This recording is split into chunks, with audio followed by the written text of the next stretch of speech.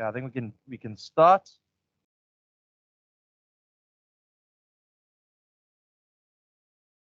Okay, I'll start it off. Morning, guys. How are you all doing? Good? Yeah? The coffee good outside? You were taking a bit of delay to get in, so it must be good. I'm Jeff Ryan. I'm the MD of AWPower. My role here is really just to be MC and facilitate some really great speakers we've got today. A shout out to everyone that's online. I know it's a bit weird to have online still. Most people love to come and meet face to face now, but it is great to have those that couldn't join us in person.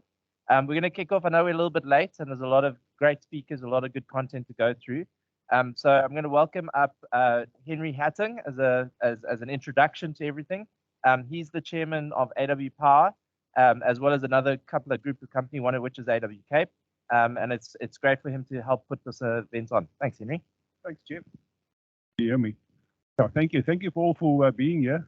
The last time we had a similar seminar was 3 years ago, just before COVID. So I think many of the faces I see are, Mr. Ickerman, you were here before as well. Thank you for joining us again this time. Yeah, I just want to thank our main sponsor, Nedbank, for helping us arrange this and also using the venue. I think Nedbank is not only a strong green bank, which we admire, but also we have a group of 6 companies. They also assisted us over the years to grow our companies, and we're very indebted to them. We are indebted to you, yes. So thank you for that. Also, Stellenbosch, University of Stellenbosch, Prof. Mamfele, also joining us today. We also have a lot of strong ties with University of Stellenbosch. Professor is from the Center for Renewable and Sustainable Energy Studies. He knows a lot about the future and what's happening and planning. I think he's assisting government for planning very seriously how to overcome and looking at the future. So he will be our keynote speaker. Thank you. Then we also have, of course, AWPower. Jeff, valuable partner for us for AWPower. Power is one of our companies as well. Power is the engineering team. I think what I admire most about Power is that they built the company over the last 5-6 years, not trying to be the largest, but they've got a strong brand of happy customers, quality customers. So many of you who are customers may attest to that. And also at Cape, thank you. It's nice for us to also partner with AWCape.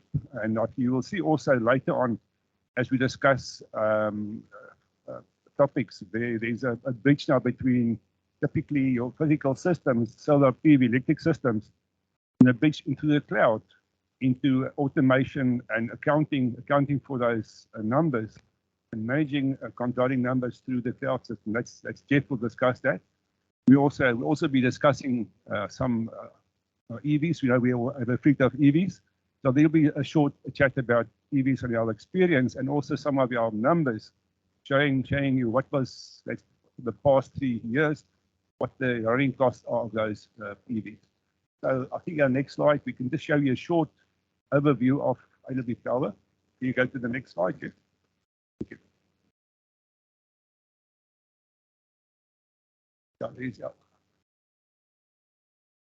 And Mark, sorry, Mark, I mentioned Nedbank, but I didn't Mark. Mark is, yeah. So Mark has been here last time as well. He drives sustainability at Nedbank and also other projects, but he will also give us an overview of financial options from Nedbank. Thank you. Jeff, I think the next one, there's a short video, I think. Play the video.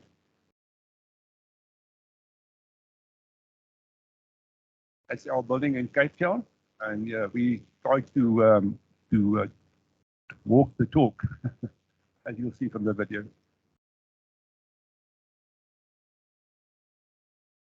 You get it back on. All right.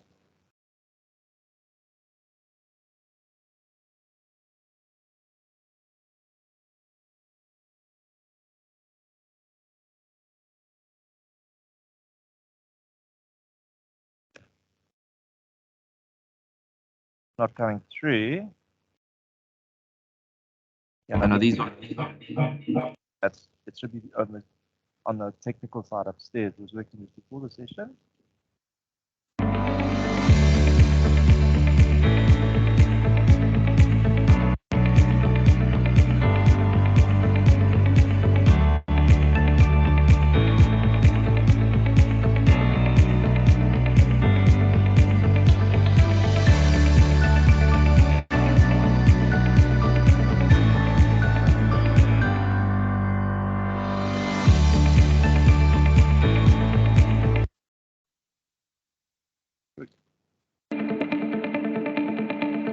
Fast pace. Thank you, Jeff. Okay, so it's my pleasure now to introduce Professor Samson Mampele to give us our keynote address and tell us about the future. Professor.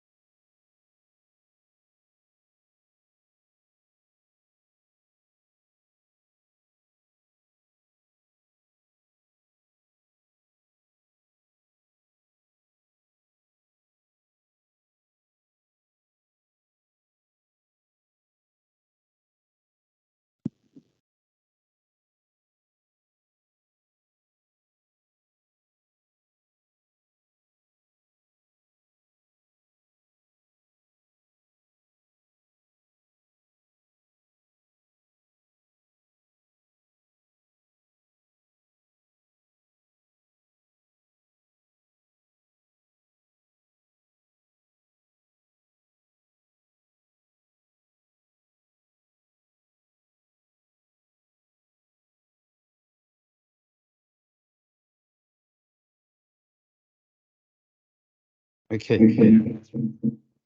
Must I mute?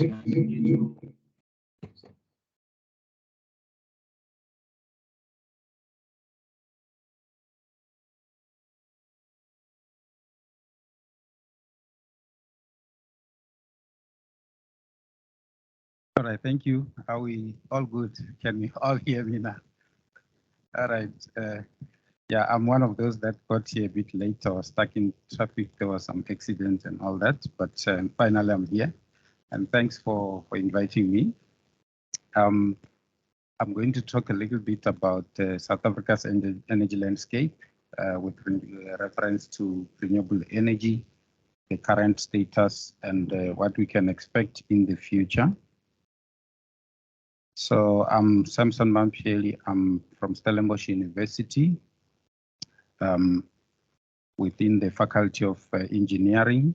There's quite a number of departments within the faculty.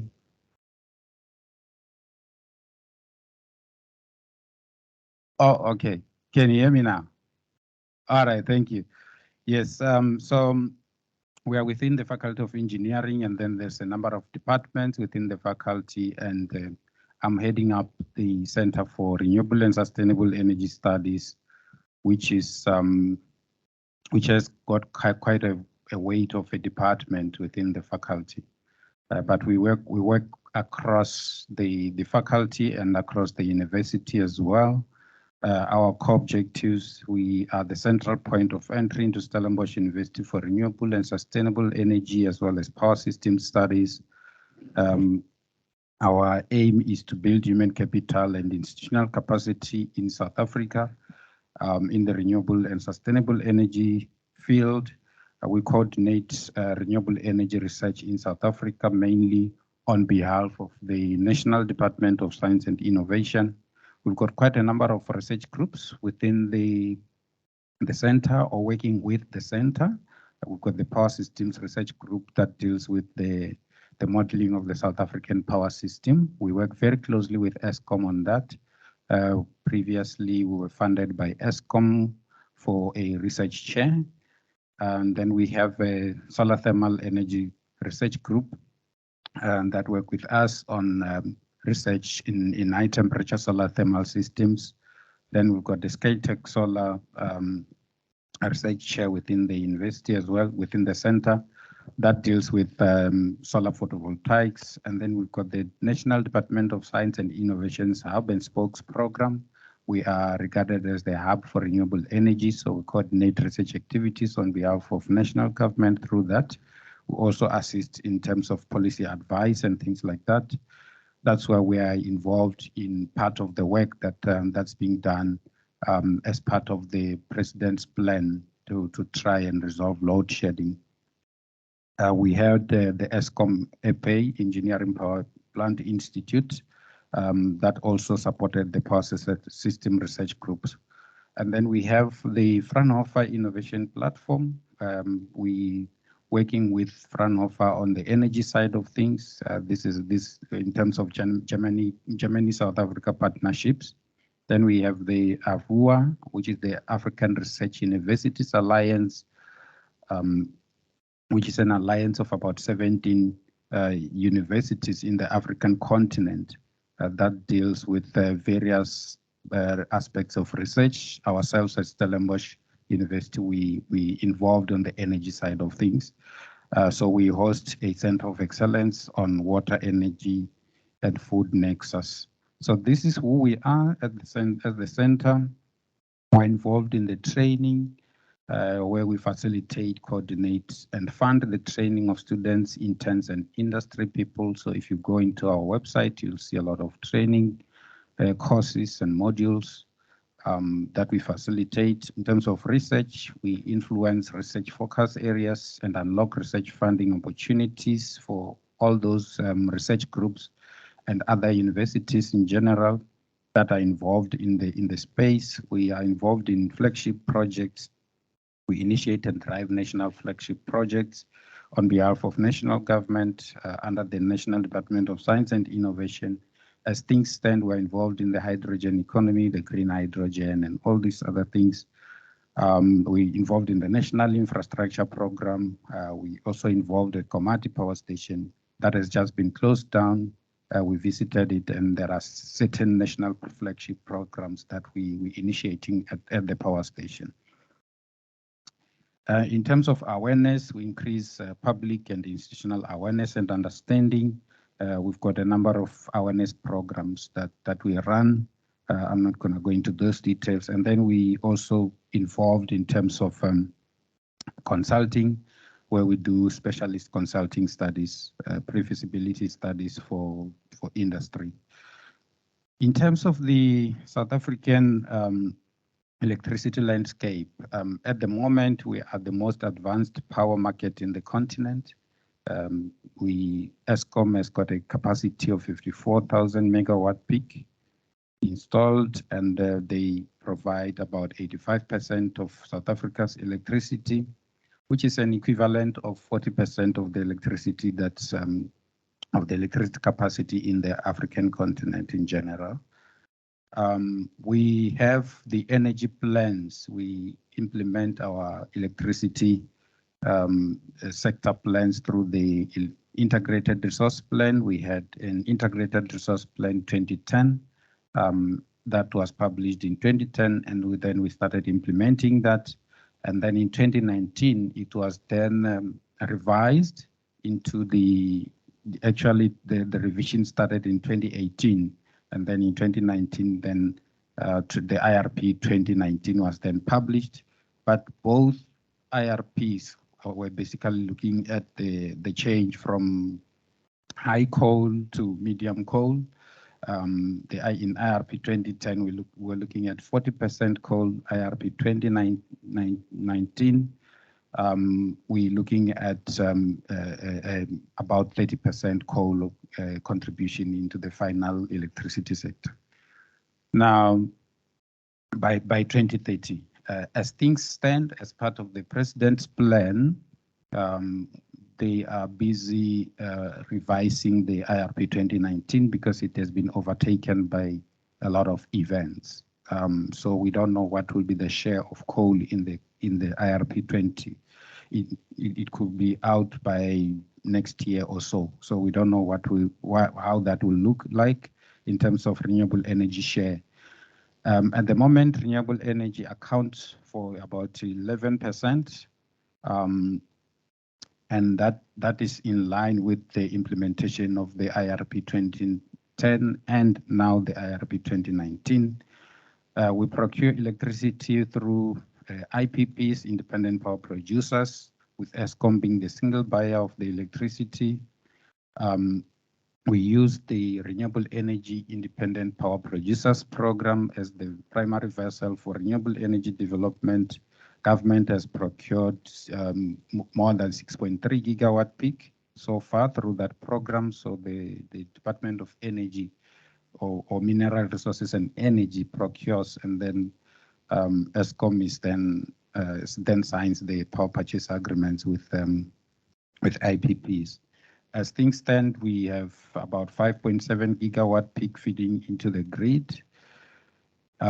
This is just the current landscape in terms of the number of power stations that we have. Coal-fired power stations, about 15.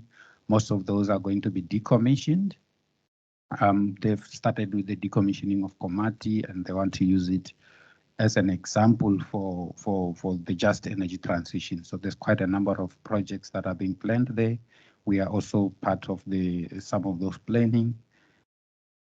So we're looking at, in terms of the IRP 2019, we're looking at the decommissioning of about 11,000 megawatts of coal fired power stations. This is the current installed capacity on the renewable side. CSP 500 megawatts, PV 2,200 megawatts, wind just over 3,000 megawatts. And if we look at this graph here, it tells us that renewable energy has been having a massive impact in the electricity market in South Africa, even though we've got about 11,000 megawatts installed. If you look at these graphs, this is the contribution of renewable energy and into the electricity or the capacity.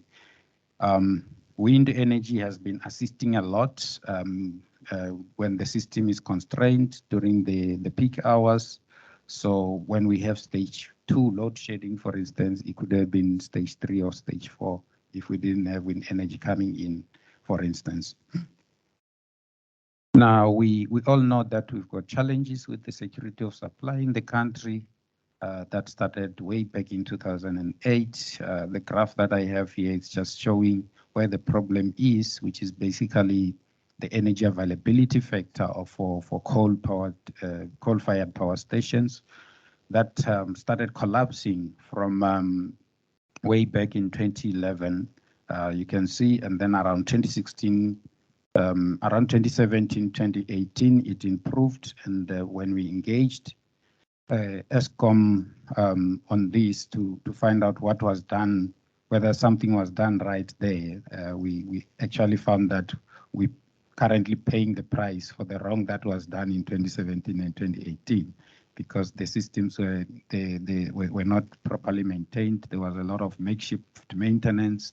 There was something that was called the yellow card system, where Eskom engineers who were managing the power stations would be given a yellow card if there's a breakdown in their power station, and that led to them not reporting some of the breakdowns and doing some makeshift maintenance, and now it's catching up with us. So this is basically a system that is collapsing, that has been collapsing over years because of neglect, lack of proper maintenance and other things, corruption and all those other things that NERSA always raises whenever Eskom applies for tariff hikes, for their tariff increases. Now, people always talk about the fact that we had less or limited load shedding at some point in South Africa, and it also has some history. So if you look at the IRP 2010, in terms of the GDP, the projection was that the GDP, the economy will grow and we will use a lot of electricity. That didn't happen. The economy did not grow as projected, and the graph on the right is actually showing the electricity consumption, which goes hand in hand with economic growth or lack thereof. So you can see that from 2012 onwards, we were using less electricity. We were consuming less electricity.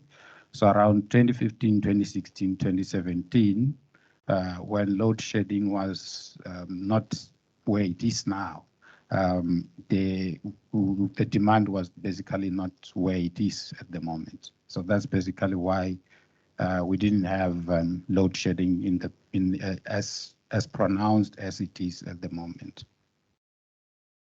Now, what are the major drivers for the renewable energy market? We've seen the decline in the prices of technology and the cost of generation. The graph on the left of my screen is showing the decline in the prices in the REAP program. We always use it in South Africa as a benchmark to see where the prices of these technologies are going. You can see from bid window 1, we were at 252 cents per kilowatt hour, and it went down to about 48 cents per kilowatt hour in bid window 5. We expect that these prices will reach parity with the coal side. They are not comparable anywhere with the new build, the Medupi and Kusile. We can't even go there because of other challenges. So initially, we were paying the price to get the sector going. That's why we were paying higher prices. The renewable energy sector was not yet, the market was not yet there, so we were creating the market with the hope that in the long term, we will then reap the benefits because those tariffs were those prices were worked into the tariffs.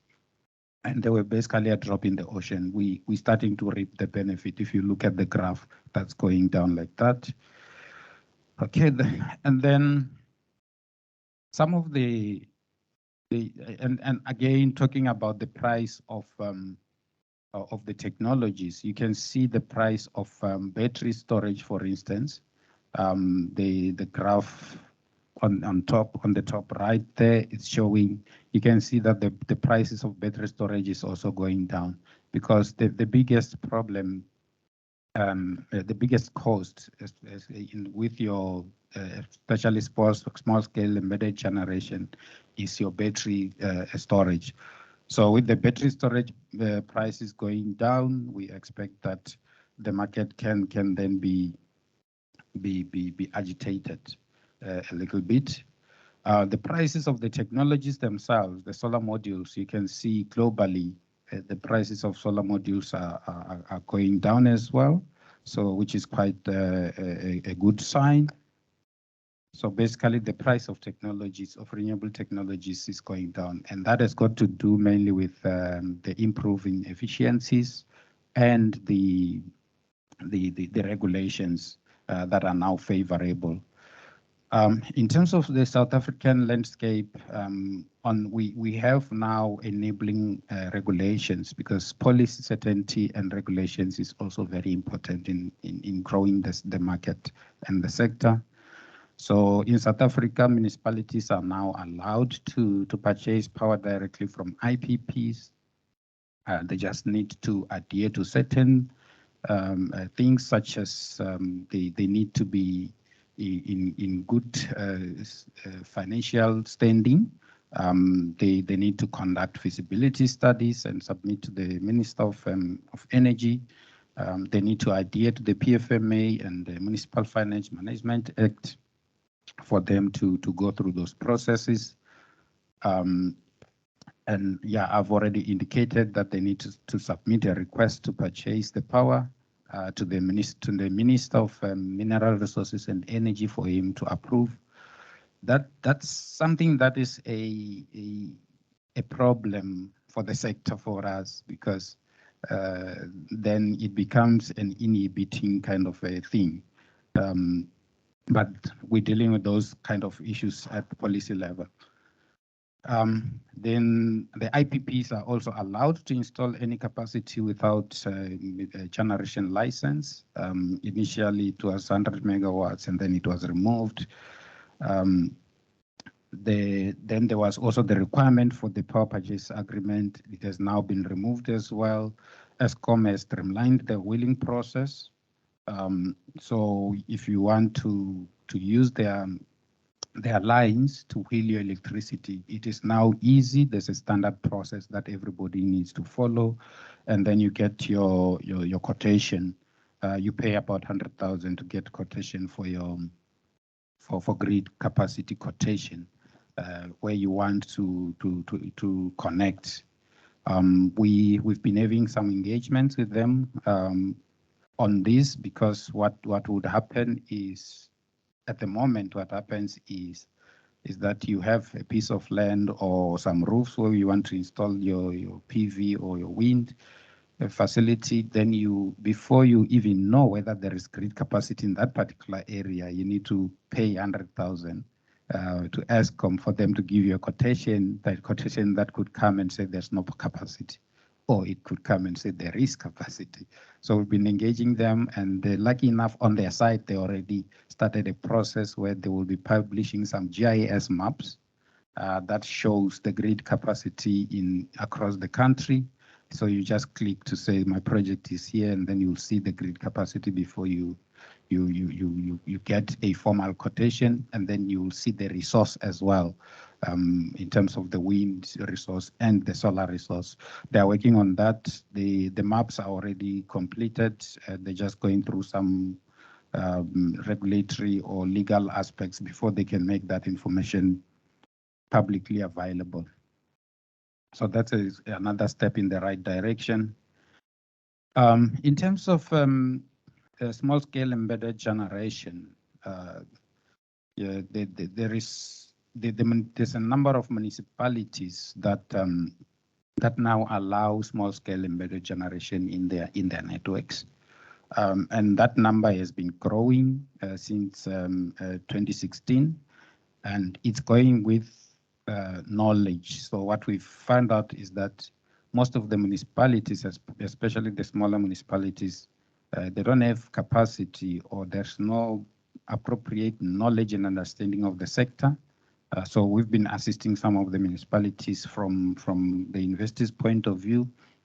But I'm encouraged to see the number of municipalities that allow small-scale embedded generation. Some have got official application processes. Some have got tariffs as well. I haven't checked what the tariff structures look like. So if anybody is from a municipality or they know about the tariff structures, they can assist us with that. But that's very encouraging. And Eskom also has been trying to play in that space, to open up that space through some tariff structure that will allow small-scale embedded generation in the sector. And that's very important, because then when you do your solar PV in your house, for instance, or in your other establishments, you don't necessarily need batteries. Then your system cost goes down quite significantly. Now, in terms of the president's plan, the plan is has got quite a number of propositions. I call them propositions because we're still busy working on various aspects of the plan. I'm also leading a team of engineers and researchers who are dealing with the data modeling part of things. There's quite a lot of work happening there, which we can't necessarily disclose at this particular point in time, but there's work that's been done. But what is relevant to this audience, I think, is the fact that the plan that has got to deal with load shedding has got small-scale embedded generation worked into the plan. So the president says we will allow small-scale embedded generation to be part of our energy mix.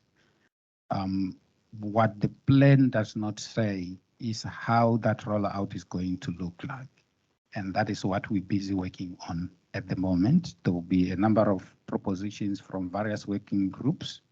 And then the working group that I'm part of will then look at the various proposals and look at things such as the costs involved and the impact on the grid and the economic impact as well. So those are some of the things that we're working on. This infographic here is just showing the typical SSEG program.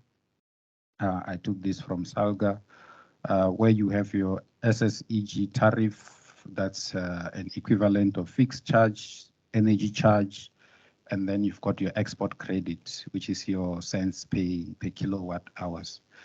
That is where I said I haven't checked what that looks like in the various municipalities. I know the city of Cape Town is very much advanced when it comes to these kind of things. Nelson Mandela Bay also was also very advanced when it comes to these things. Some of the municipalities are learning from the ones that are at an advanced stage. Now, what does the future look like in terms of the electricity landscape in the country? This is the IRP 2019. In terms of the IRP 2019, all the red is showing the coal power stations that are going to be decommissioned, 11,000 megawatts in total.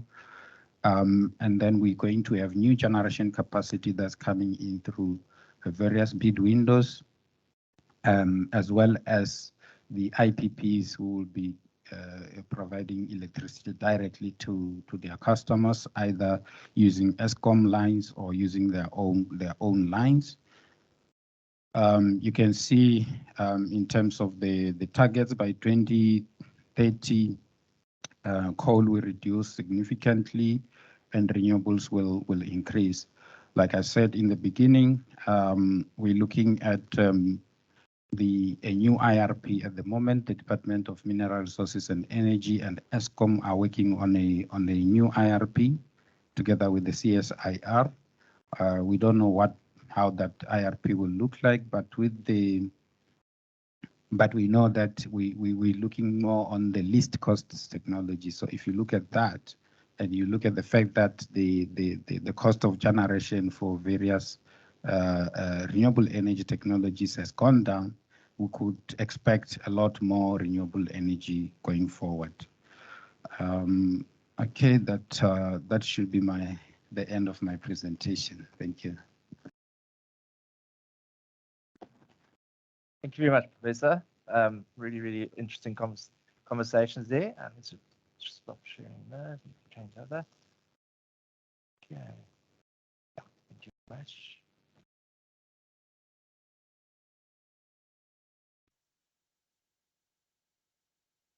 And so thank you very much, Professor. Take a little break. There's a lot of numbers coming in there. Just to get everyone's blood flowing again, I'd like you to do two things. Just to pick up your phone and switch on your torch. Yeah? Got it all there? Just face it towards me. Okay, everyone got phones out, torches on. Okay, now there's two reasons why I'm doing this. One, I'm going to take a picture of this. And the reason why I'm taking the picture, I'll tell you now. But the other reason is I've now got a picture of what you look like at load shedding when you get an unexpected one late at night. The other one is I've always wanted to be a rock star on stage, and I always wanted someone with the lighters to put it out inside. All right. Okay, guys, so we've got a little bit of time now to go through exactly what the implications are, where we are right now. Residential solar is a big topic right now. I don't know how many people in the audience are really put on their own house or in their own businesses. It's a really, really topical point now. Christian is right in the coal face of this right now. I think he's doing almost like 2 deals a week. There's so many people interested in putting in their own house. And as kind of Professor said, the prices are going down at an exponential rate.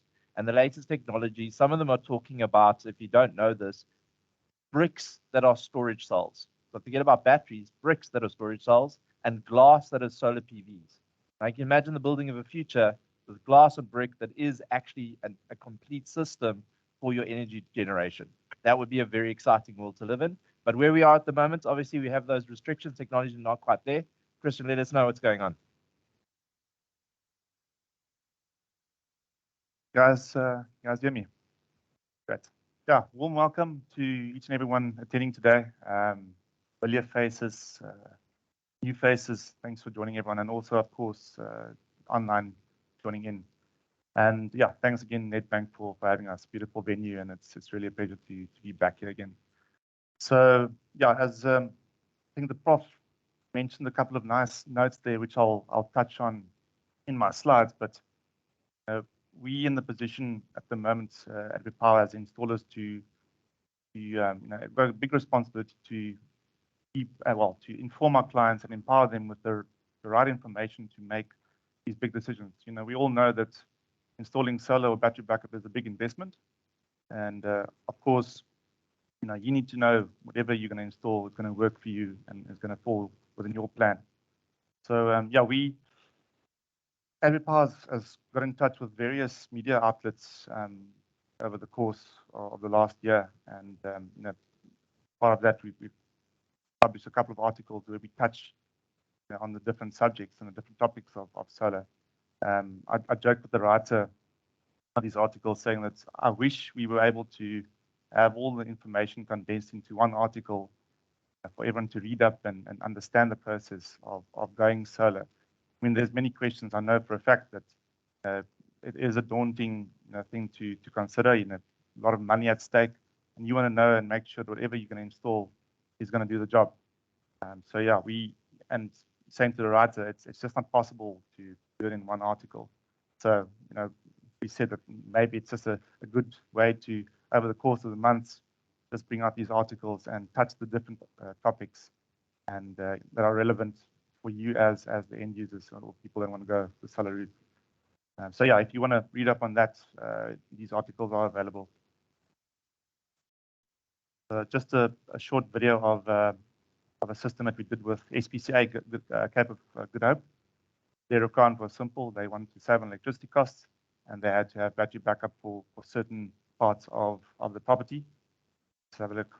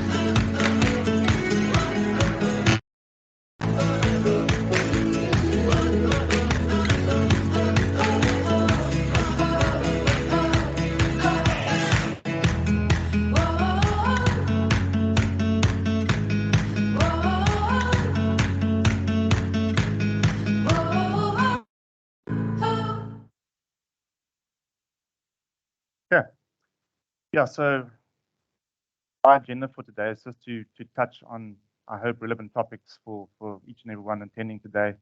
It's all relevant, whether it's now residential or commercial. The demand for battery backup and solar follows obviously closely the load shedding schedule. We've seen it as installers throughout the years.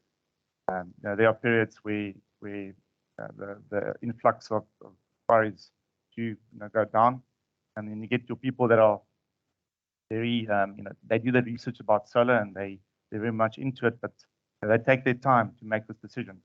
And then something like stage 6 happens. All of a sudden, everyone is jumping on the bandwagon and they want the system installed, because obviously it's a big disruption. We all know that.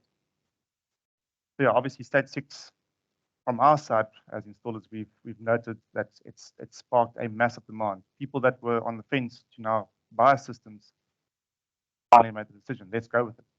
And those that are just in a position they don't want to sit without power, they call it grudge purchases. Maybe sitting in a flat and you've got nothing to do, and there's no internet. People want just battery backup for that. So that obviously it's interesting from our side to note and see the trends in the market. Now, obviously with COVID, we've seen a work from home, uptake, and yes, we've returned to some sort of normality, but others continue to still work from home. You don't have, obviously your 8 to 5 job or whatever hours you work. Load shedding is a disruption, and we've particularly seen for the residential sector that people want to go either battery backup or then, a full solar system. Similar for businesses, I got a client phoning us saying that he's got a big property there in Para Industria, and he's got tenants at the property. His one concern is that he's spending a lot of money on electricity, and his tenants on the other side, they don't have power to operate, and they're under immense pressure on their own to be able to survive. So landlords typically they approach us to say, listen, from our point, let's reduce the cost of electricity that we can do with solar, and perhaps if they've got an on-site genset, that is one way of tackling a big property. Or you can do refer to it as battery energy storage systems, BESS, or just little micro systems. But we'll touch that a bit later on. And then the buzzword off-grid. You wouldn't believe how many people phone us saying that they want to go off-grid. And I always smile and I say to them, it's a bit of a swear word in our office, because first of all, you have to define what the word off-grid means. Does it mean that you completely, you fed up with Eskom and you want to cut ties with them completely and not have any power supply in your house? Or does it mean that you want to reduce your bill to a minimum? I always say that, define that first before you think about a system that you want to install. Obviously, the latter is what I would suggest is the way to go. We still have it's a good uptime, and to have that as backup is very valuable. I mean, if you ever in a position to have your own supply, to have your own energy without any Eskom grid coming in, the challenge to make that work, it comes at a cost. And yeah, it's not as simple as it seems, but it is definitely possible. So just looking at residential SSEG, small scale embedded generation, the Prof also touched on that, and that's what we focus in, small scale embedded generation. Now, typical approach is that people say that, listen, I don't have the money or the capital now to install a full solar system. That's where the financing part comes in also, of course.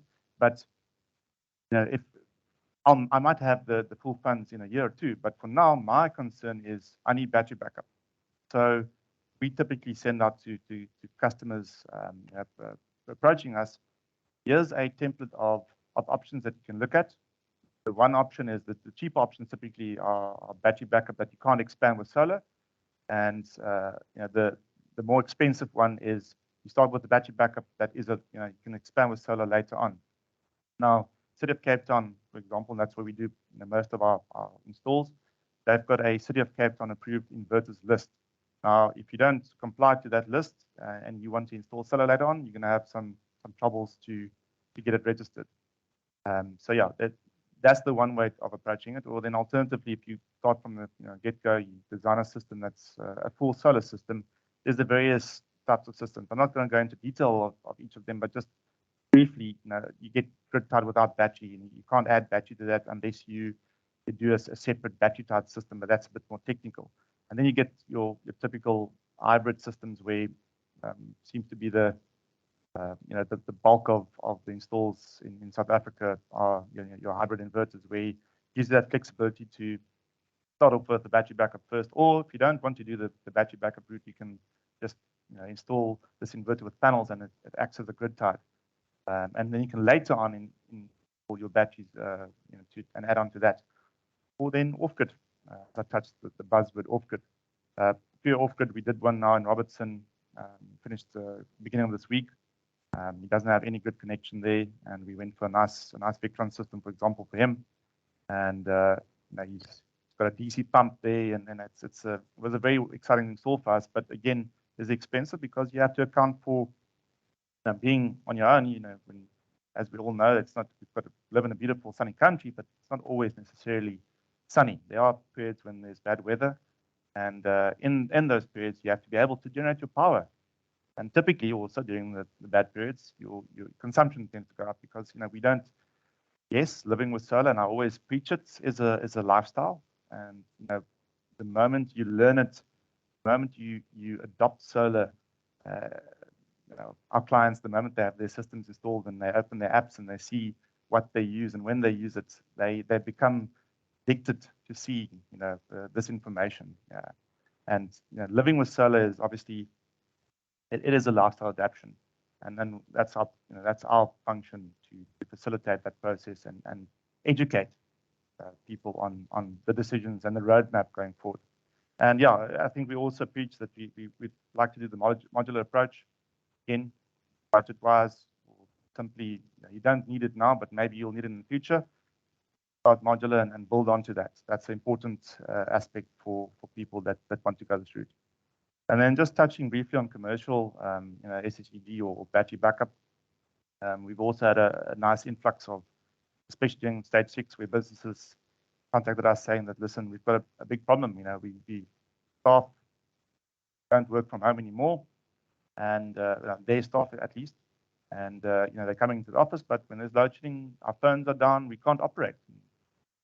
So we installed various systems the last couple of months that now cater for as battery backup, but also at the same time provides them savings on their bill. So no, it's truly, these clients are very happy with the end result. And then I also briefly touched that grid-tied solar with larger commercial. If you've got a lot larger commercial properties, some of them have already existing gensets. It is possible to have a solar system installed specifically to reduce your monthly bill from electricity, but also then to integrate that solar system with your genset. There are obviously constraints to that, but the principle is possible. And then I also touched the base systems, battery energy storage systems.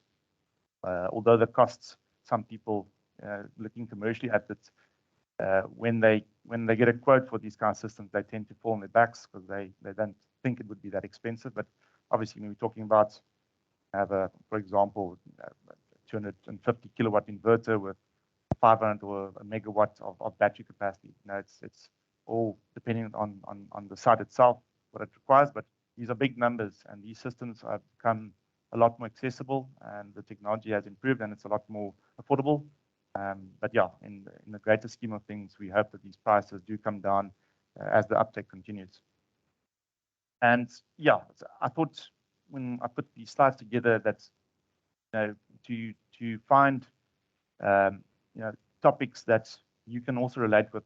The question from most people is when they phone us and they talk about solar and they want to go that route, residential or commercial, they don't know that you can actually export energy. And Prof touched on that briefly. And because we work with Cert Cape Town predominantly, we've got some experience in the residential and commercial sector of what it entails to sell back to the grid. I'll refer quickly just to this slide. I won't name the municipalities, but from Cert Cape Town, the last year or so, adapted their interpretation of the NRS 097-2-3 to a point where if you go grid-tied means that you always have the grid there available as backup, and you have that ability to feed back into the grid, although I'll touch that now, you have to apply for that process and you have to obviously have a meter installed that can measure that. But if you look at the table, most of you fall under the single phase 60 amp breakers. If you look in your DB, you can look at your breaker size, typically 60 amp, you fall under that. In the past, when you went grid-tied, they were very strict when it came to what you're allowed to put on your roof in terms of your panel size or your inverter, whichever one limited your generation capacity. But if you look at the table, they've gone and said, and this was for us as installers, and if there are any installers also here, very, very big news for us when we saw this and realized, listen, this opens up a whole new world of opportunities. So just take an example there. If you say, look at a three-phase supply, or we can start with the single phase. So single phase 60 amp, it says the maximum total generation capacity of SHEG to the grid. That means that's the max level that you can export to the grid at any given moment. Doesn't mean that's the max you're allowed to put in a roof, 3.5 kVA. And then the maximum inverter size there, it says they're 13.8 kilowatts or kVA. Now, those that know the brand SunSync or Daya, they've got a 16 kilowatt inverter, for example. They punt it as, if you want to go off grid or have a single inverter, then You can't necessarily install this in Cape Town because you exceeding the max inverter size. But you do get the 5 kilowatts and 8 kilowatts as an example of the different sizes in single phase. Now going to 3-phase, and you get we have clients that have 3-phase supply and they bill is maybe 10,000 rand a month, and they want to. Their main objective is to reduce their bill, and also have some battery storage incorporated with that. So if you look at a 3-phase 60 amp supply, for example, or 40 amp supply, you can see there it says you can export a maximum of 6.1 back to the grid, and you can have inverter size of 27.7 on your property. So for example, something that I've got a 12 kilowatt 3-phase unit. You can have 2 of those parallel to give you 24 kilowatts. Either have it with battery capacity also, or just have panels. But that gives you a lot more flexibility. In the past, if you wanted to install, you either had to not register it, or had to go completely off grid. But this just made it for us a lot more simple, the whole application process. Again, I mean, when you have solar installed on your roof, you need to notify council of it. If something goes wrong with the supply, and you sit with our electricity and council comes out and it's not registered. We had a person approach us that he was red flagged by City of Cape Town. He had panels illegally on his roof, and he was exporting also. He's like, yeah, I'm exporting. I haven't been in trouble, but yeah, they knocked on his door and said, listen, you have to switch off we're going to remove your supply or you must get registered. He didn't, and they switched off his power. And long story short, we just went through the whole application process to get him back online again. And he's registered and he's now legally exporting back to the grid. So that's why I say you have to apply for that. But yeah, long story short, this table that you see here, it doesn't apply to other municipalities necessarily. The prof did also mention that City of Cape Town we see as an advanced municipality when it comes to these SSEG applications. They, it's not necessarily that the municipality follows the same rules, so it just makes it a lot more difficult to install and get these systems registered. Nonetheless, going the exporting route, you have to have a bidirectional AMI meter installed. And this is a question that pops up so much. People say, yeah, they've got this Lannis and Gur meter.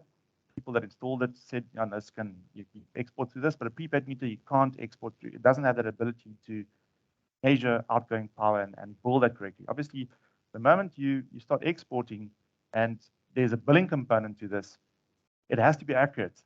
And people get very, very emotional when it comes to money, of course. So now, if you export this, whatever you export needs to be measured correctly. So a bidirectional AMI meter for residential SSEG, there is a cost associated to get that installed.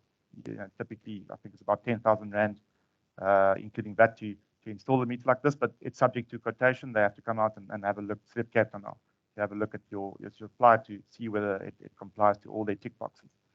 But it is possible to export.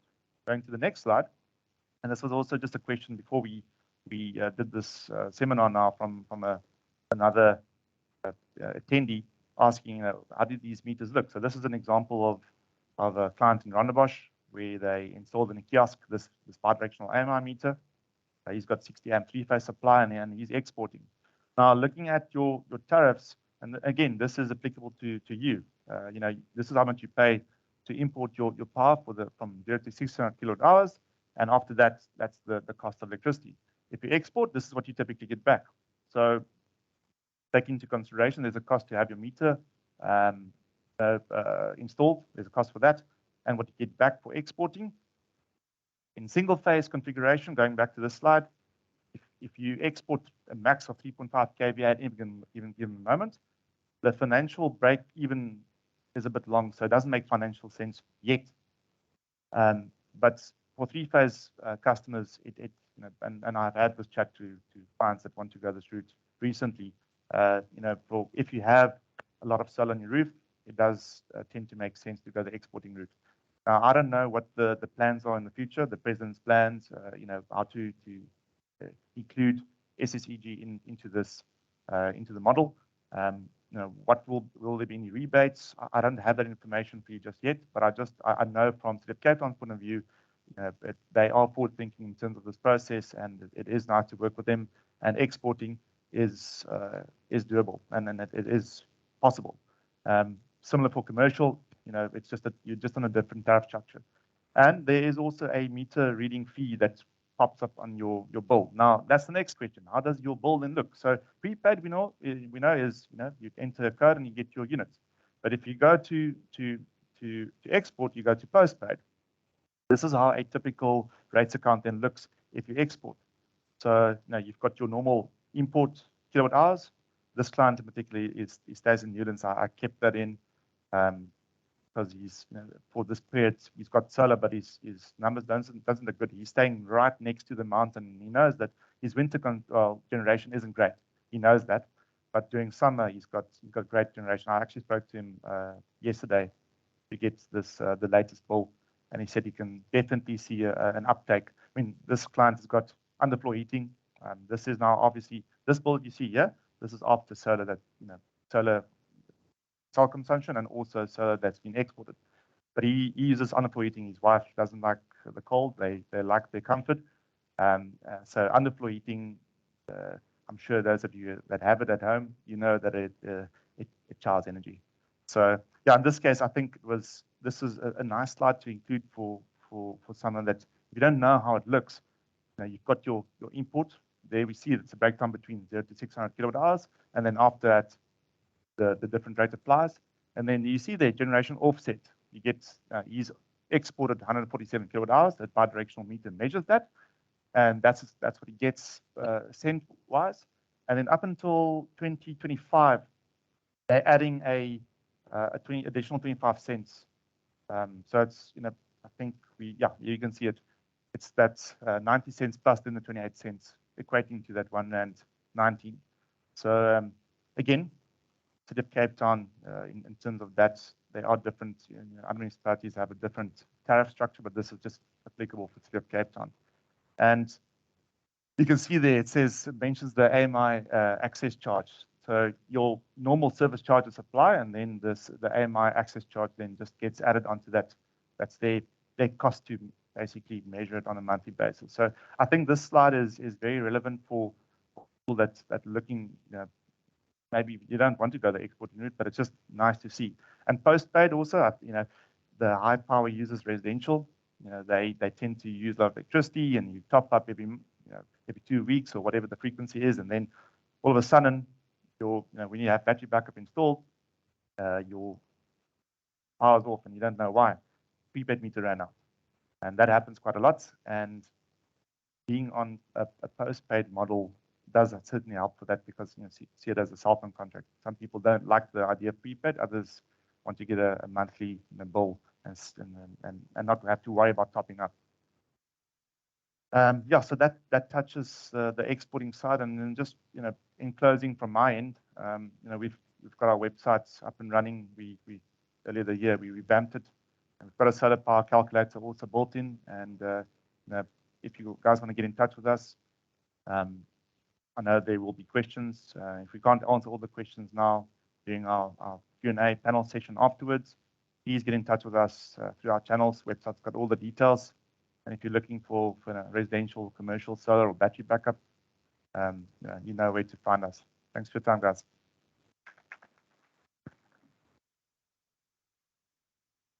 Thanks, Christian. I think for those who got solar, did you get something out of that in terms of how you can probably make some money out of this?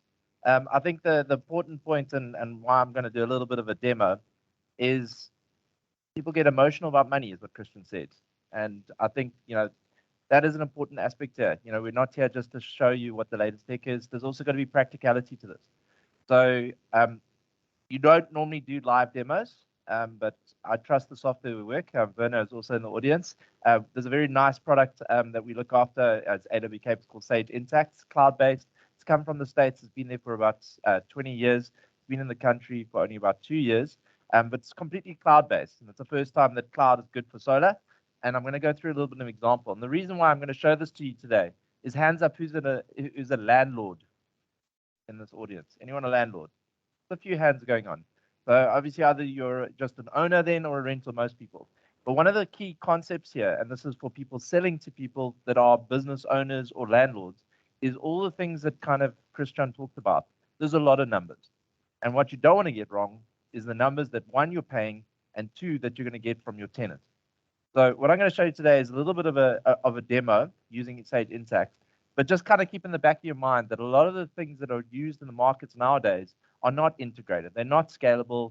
They're very poor debt collection processes. There's post, there's fax, there's email. What I'm going to show you today is standard state of where technology is. But I can tell you right now, as soon as I show you it, much like when you drive your car out of the showroom, it's already out of date.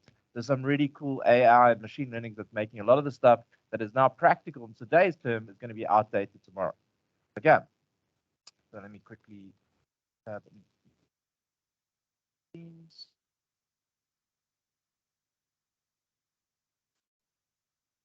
Okay, so this here is Sage Intacct's chatbot. It's only been released in the last 2 weeks, so it's not fully functional.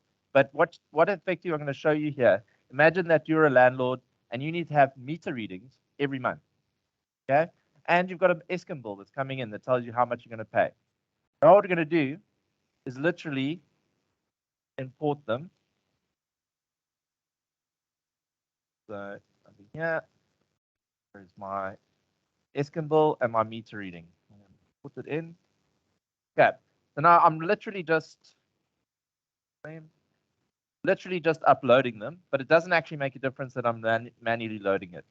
What I'm actually showing you here that is, as long as the source of data is digital, and there's a lot of stuff, cool stuff we're working with Internet of Things to put little responders on your actual meters or to have some sort of direct link to Eskom to pull that data through.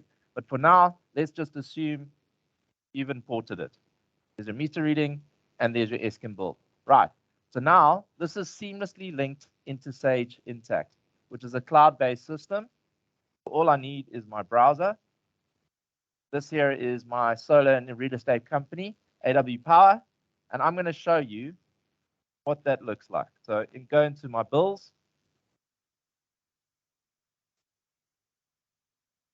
Great. Yeah, so here's my Eskom bill. Go a little bit more detail. It says 2,760, but actually, back to the presentation quickly. This is the scenario I'm going to walk through, okay? My Eskom electricity bill is 2,400 a month.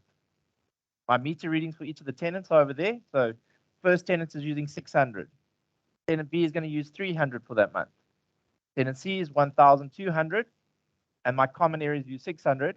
And then we're lucky enough, much like the AWPower building that I live at, work out, so I do live at it a lot as well. But we have a charge station for the EVs. And what this example is going to show that you can also charge people for using your charge station. So you can make extra money, not just selling back to the grid. This will be people that just want to come to your building, sit there and charge, and down below. Okay, so if we look at the consumption for the month, it was 3,000 kilowatts. The solar production, the great building, very efficient, 2,000 kilowatts. So the grid usage was actually only 1,000 kilowatts. Everyone's still with me? I know we've done a lot of numbers this morning. Okay, so what that means is based on the consumption, the tenant A used 20% of the 3,000, 600 over 3,000. They've used 20%. So the bill for Eskom, 20% of that should go to tenant A. Agree? Or with me still? Thumbs up. Okay. So what we should be doing is automatically allocating that Eskom bill as soon as it arrives, distributing it across the different tenants, and 480 should be invoiced out to tenant A. Right? For tenant C, they should get 960 Rand. But they should also be charged for the use of the charge station. Okay, so 300 kilowatts times 2 Rand 40. We don't do it 1 Rand 90, what is it? 1 Rand 15, 2 Rand 40. You want to make a bit of a profit off it. The 2 Rand 40 times the 300 kilowatts. So their invoice should be 960 plus 720. Okay, so now I've imported the bill. I've imported the meter readings. Still with me, everyone? That's a long presentation. Here's the Eskom bill. Okay, 2,400. Obviously, there's tax on top of that. Here's the Eskom bill that I've imported. OCR has generated it out, showed me exactly what the bill is. Taking a while to generate. Give me a second. You can see it's attached. There's my Eskom bill, imported, generated automatically. Fantastic. Data in the system. Here's my bill. Next thing I want to show you. This here is how you automatically send the percentages based on the meter readings and split them so that you can actually now split your invoices.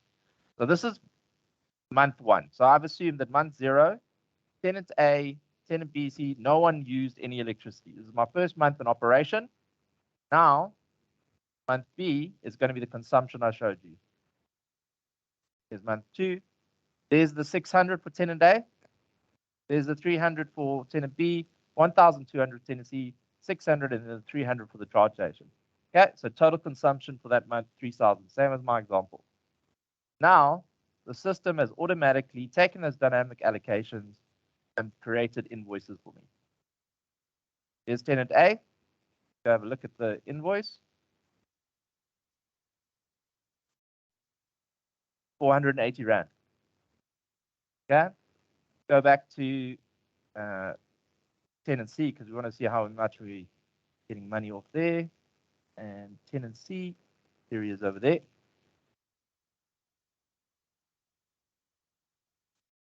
There's his 960 that we're charging him for the electricity consumption and the 720 for use of the solid station. Already posted to your GL, already invoiced to go. You post them out. You can print and email them. You can have a good look at them if you want. It's all sort of customized. You can put your own templates on it. You can do chasing letters. If they go overdue by 30 days, 60 days, you tell them, hold on a second, you haven't paid. All automatic. You don't have to worry about it. So far, so good. But you're also a landlord, so you're a bit busy. You need a bit of a dashboard. Real time on your system. This is not something that's created before. It's all real time data and it's all drilled down. So if I wanted to see that individual invoice, I can go right down into my system and see what's going on. Right down to the transaction level, what makes it up, how it posted, and where it was.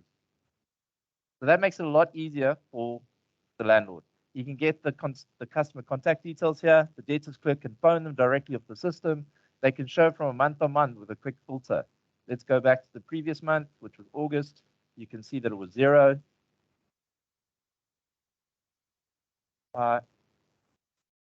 Real-time view of the system. Nothing in this month. Move into August, September. There's the data. It's got an age analysis. You can see this business not doing so well with the other debtors. I think Nedbank and ABSA are somewhere in here. Yeah, ABSA is a terrible customer. And there's also interactive collaboration within the system as well. So you can actually talk to the debtors clerk. If he's got a query on something, wants to chase it, can't make it, you can put a little thing in there in a file. Pretty cool, huh? Latest technology. Got a question there?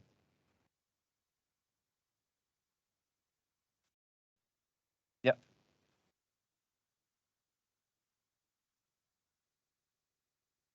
Yep. Exactly. Yep. Exactly. So, I mean, we could benefit it. We could, the split there was just an example, but effectively you could say, for this tenant, they don't actually pay a percentage split. They get 0 because they've done a capital and actually contributed to the solar. So exactly like the common area, they don't actually get charged or invoiced. They were only part of the landlord. So they'd effectively would become part of the landlord in that situation for you.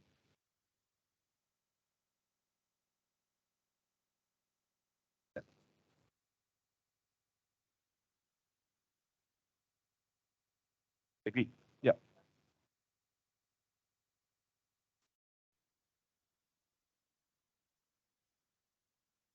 Agreed. Yeah, so the demonstration here is the flexibility within the technology to allow you to do whatever you like to. So you can split it by number, by fixed fee. What you didn't show here is this is also can be done somewhere from a group level, because the electricity bill might actually come into a group level and need to be split by entity, then need to be split by department, then be split by the tenant. So there's all those sort of dynamic allocation could actually cascade through the Enviro system as well. And that's why we really love the system. Enough selling about the system. I think we're all here to hear more about renewable energy. We'll get back to the topic, but you're happy to chat about this later. Yeah.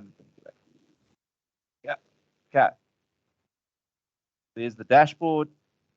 And now, Mark, how do we finance it all?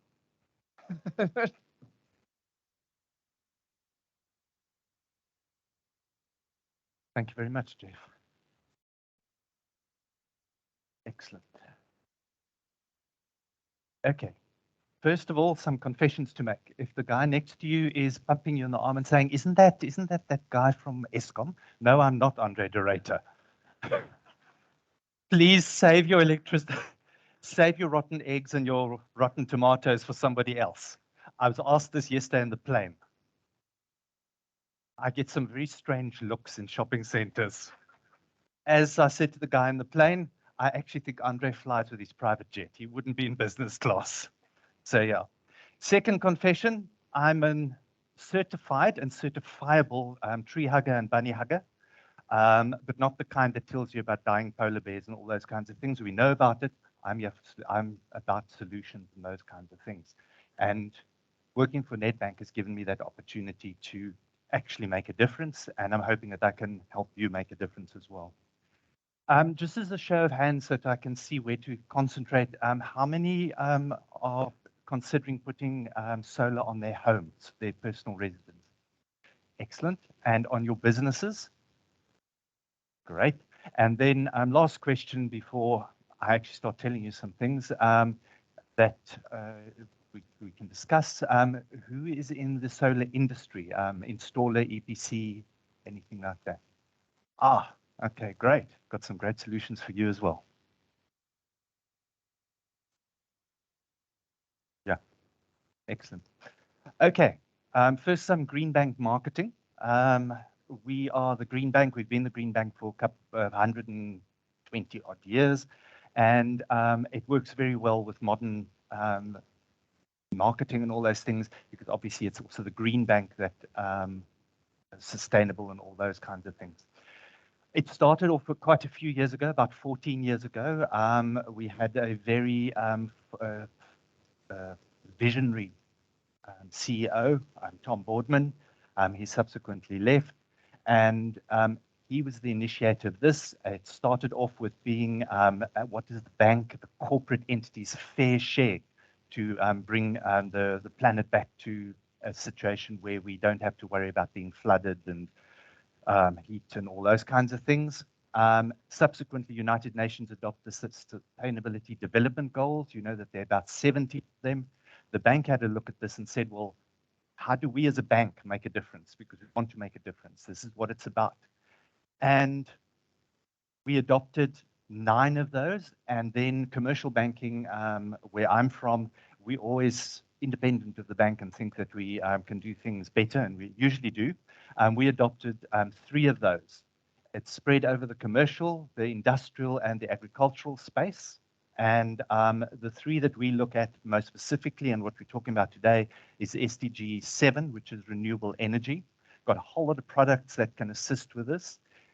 We look at SDG 6, which is water. How do you conserve? How do you become more efficient? How do you store water? Interesting, if you listen to those 3 concepts, very much the same as electricity or energy. How do you conserve? How do you generate? How do you serve it? And then last of all, we're very much into renewables, recycling, and having a look at various ways of financing those for our clients. Yeah, great. Those are just the goals.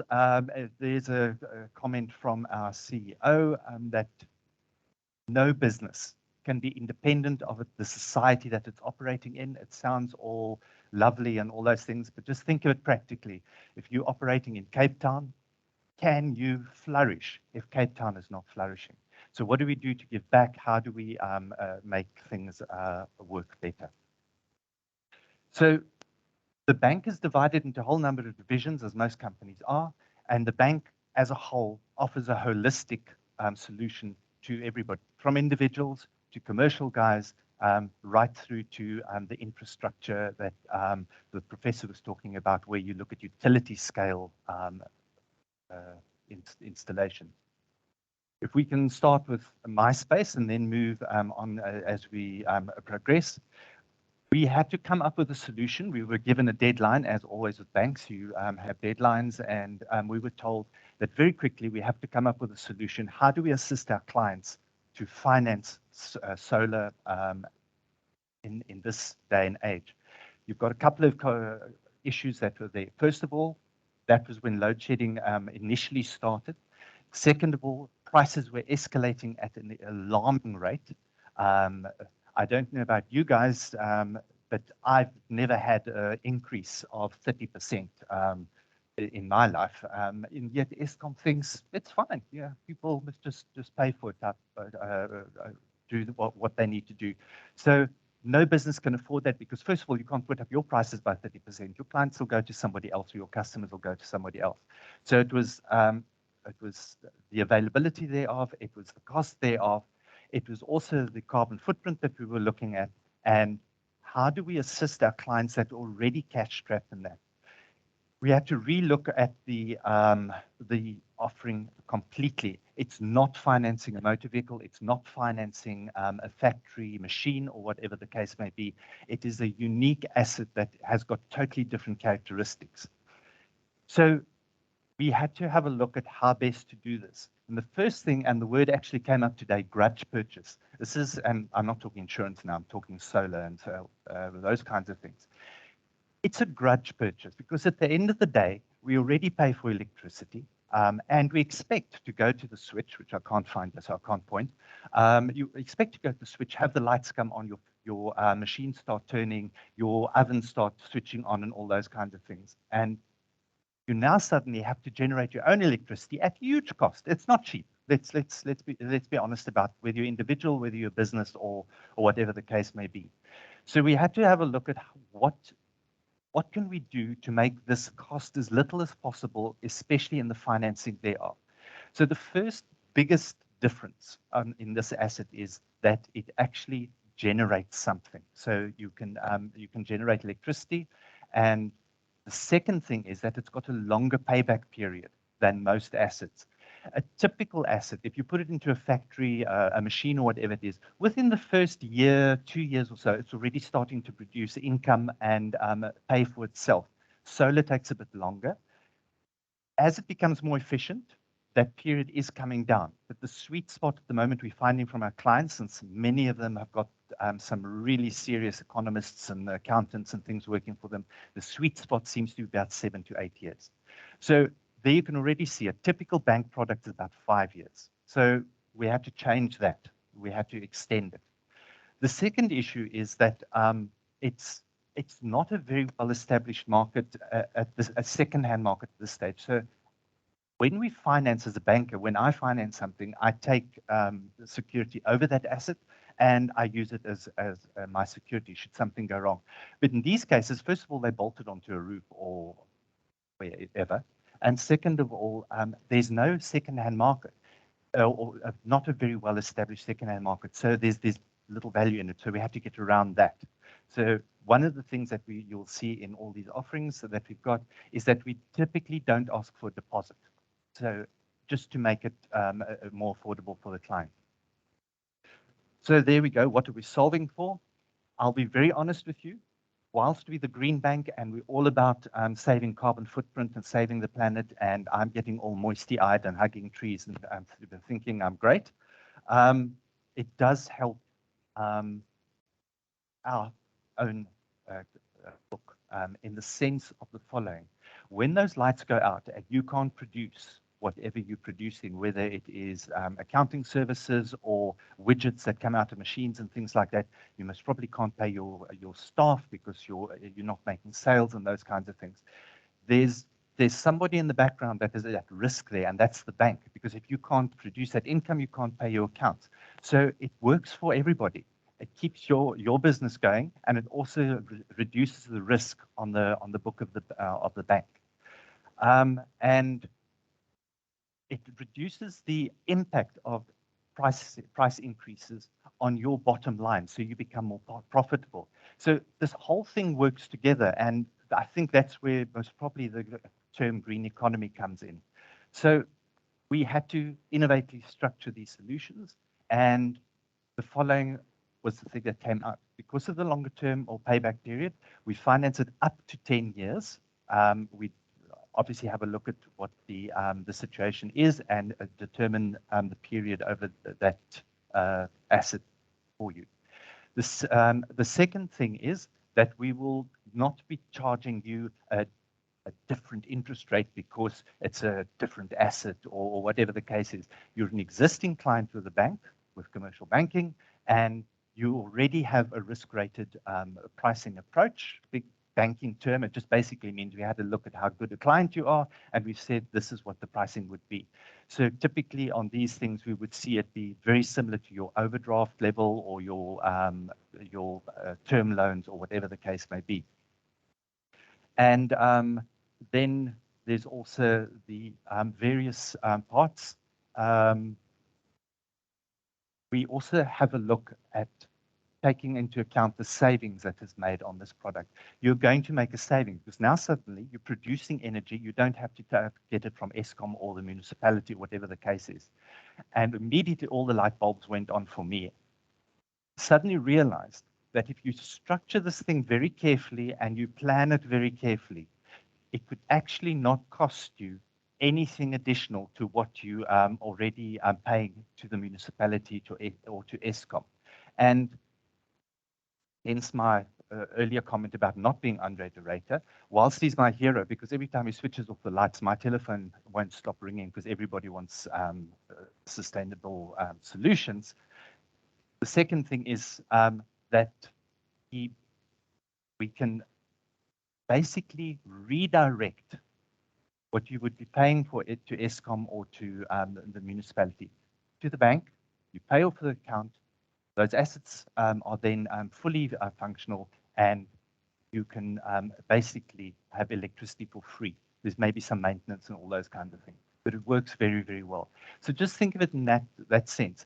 We're going to try and structure it in such a way, and it's not very easy, so one's got to have a look at the entire situation. We're going to structure it in such a way that that hard-earned and very scarce cash flow that you've got doesn't have to go to another asset which you didn't want in the first place. Great. The first section that we talk about is direct ownership, and that's the business owners that raised your hands. This is where you put it onto your balance sheet and you basically pay it off. And at the end of the day, you can claim various allowances.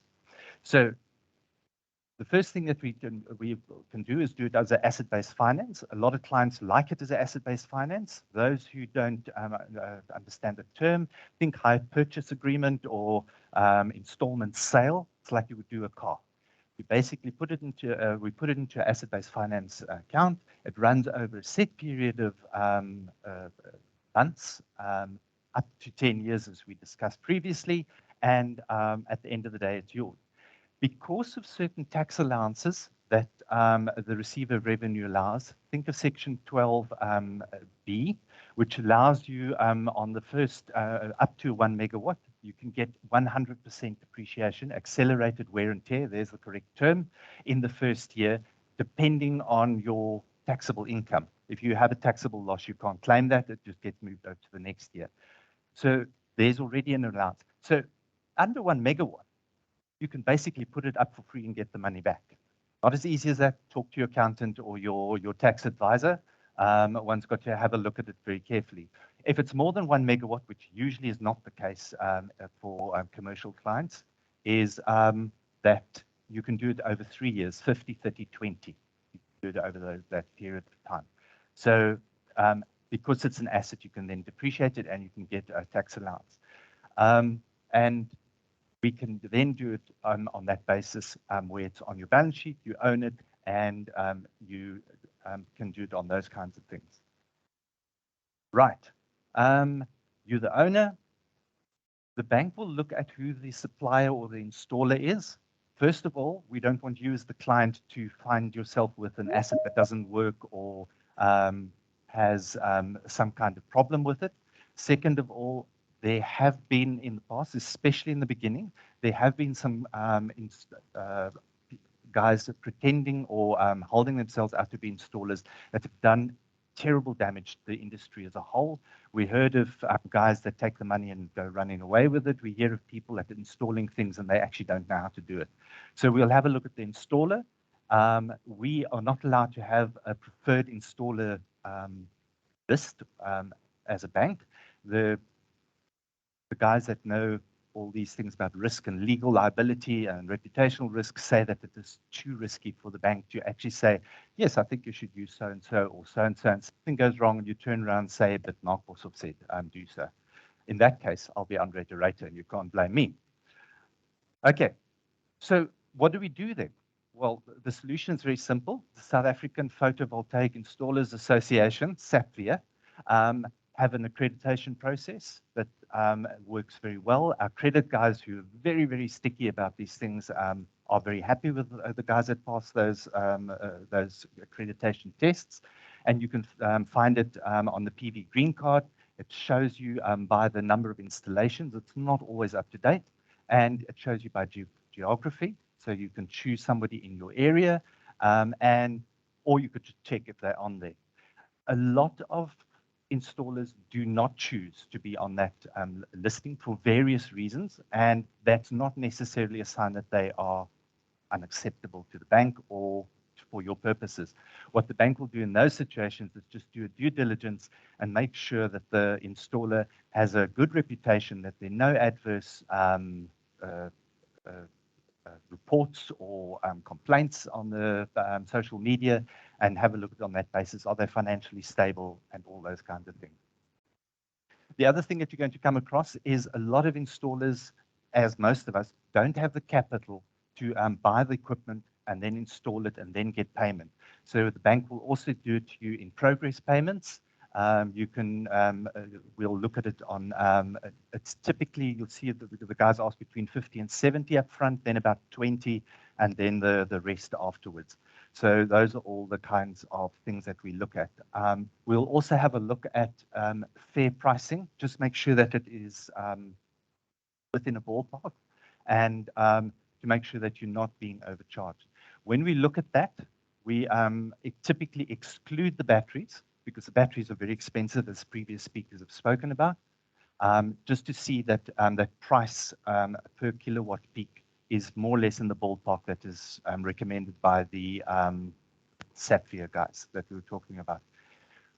What do we finance? We finance the all the equipment, inverters, panels, cabling, ties, the various structures that hold them to the ground or wherever they are, the roof.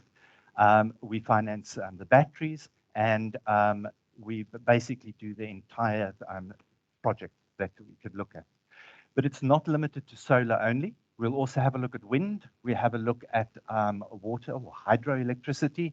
And then my very good friend there sitting in the middle has pioneered one of the first biomass energy products that we've done, and is working quite well right down the fairest of the Cape, fairest Cape. So we have a look at most assets, but we're talking solar today. Great. Asset-based finance, we've discussed, it's like a motor vehicle, and it works very well. Most of our clients choose this one, they can depreciate it, it's ring-fenced, and they know exactly what is going on. The other one is a term loan. That is less structured or less ring-fenced. It's basically, it could be seen as a revolving facility or whatever the case is, and works exactly the same. Some of our larger clients prefer this rather than having an asset-based finance loan. You can also put it on your commercial bond if you have one with the bank. Typically, a net bond is 10 years, so it fits in nicely with our product, and we'll look at it on that basis. One of the questions that always comes up, I don't own the property, so I lease it, or I'm a tenant, or whatever the case is. Will you still look at it? Or, which is, I believe, traitorous if you bank with us and you don't have a commercial bond with us, if your bond is with another bank, but I'll let it go this time. You've heard some comments about other banks. Anyway, I'm kidding, banks are good. We've worked out how to do that. The initial problem was that it is bolted to the building, or it's screwed onto the building, or however you want, affixed is, I think, the correct English word for it. And it therefore becomes part of the building. Yes, it does. So how do we get around that? The first one is, if it's a tenant, if you're a tenant in that, we will make sure that the lease or the remaining lease that you have on that property is longer or the same term as the loan that we're going to be giving you. We certainly don't want the client to move out or whatever the case is before it's paid off. And the other one is we get a landlord's waiver that gives us access to the property should we ever get to the point where we have to take the equipment down or whatever the case may be. So that has been sorted out. Our legal guys are happy with it, and we can take it from there. If it's not bonded with a bank, it's another bank. We also there, in that case, go to the bond holder and we'll say to them, would you be willing to give us access to the property should something go wrong? And to date, we haven't had a problem. And I think mainly it's because there has to be some reciprocity. Some other banks, we might hold the bond and they would have a similar request. So there we go. Those work quite well. Just something to think of if you are a property owner and you have the panels on your roof or thinking about it, it does increase the price. A lot of potential buyers are saying, do you have solar or is there solar on the property? And it does raise the price type of thing. We have had some requests where somebody buys a building and the panels are on there and they want to finance it separately. It actually, when you buy the building, it becomes part and parcel of the property. So we're not going to say, okay, we'll finance the panels and we'll finance the building. That, if you've got a good business manager or commercial manager, Shamila, there you go.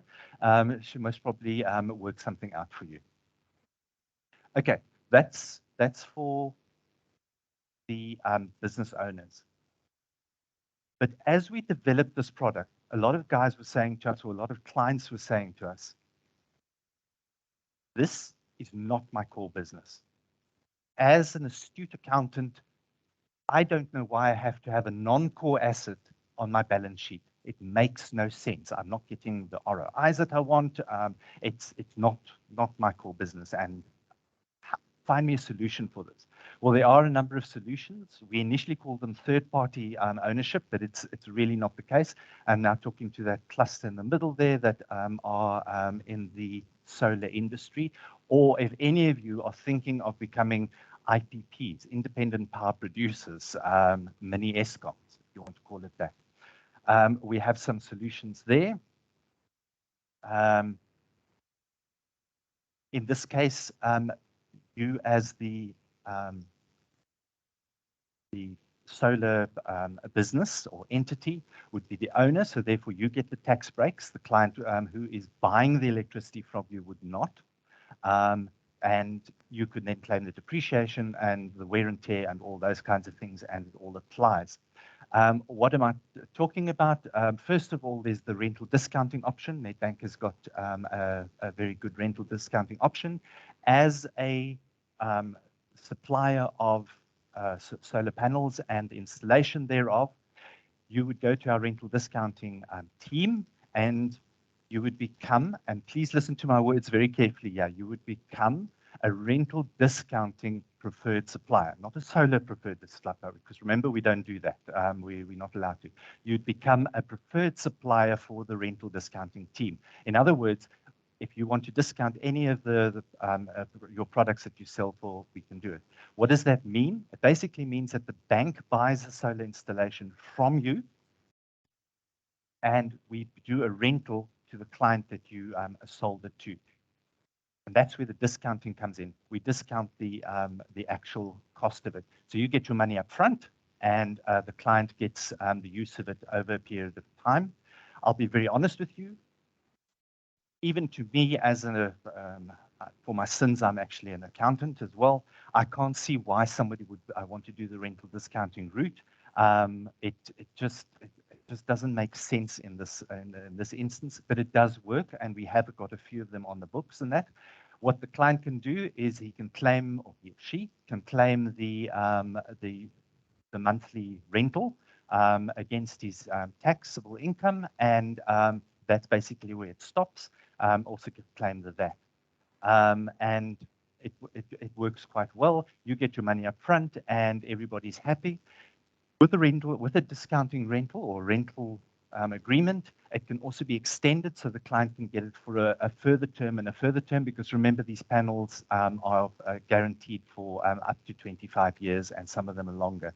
So it works quite well. But speak to your your accountant or your tax advisor, because with the new accounting statements, IFRS, there is talk that they're wanting to capitalize even these kinds of agreements, these rentals, on the balance sheet. So you're right back to where you were in the first place. It's on your balance sheet and you have a problem.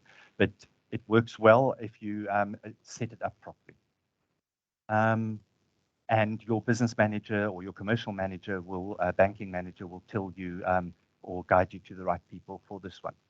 The second one that we've got that we're tremendously proud of, and we were talking about being in this event almost 4 years ago now. We just launched the power purchase agreement structured finance, and it has gone from strength to strength.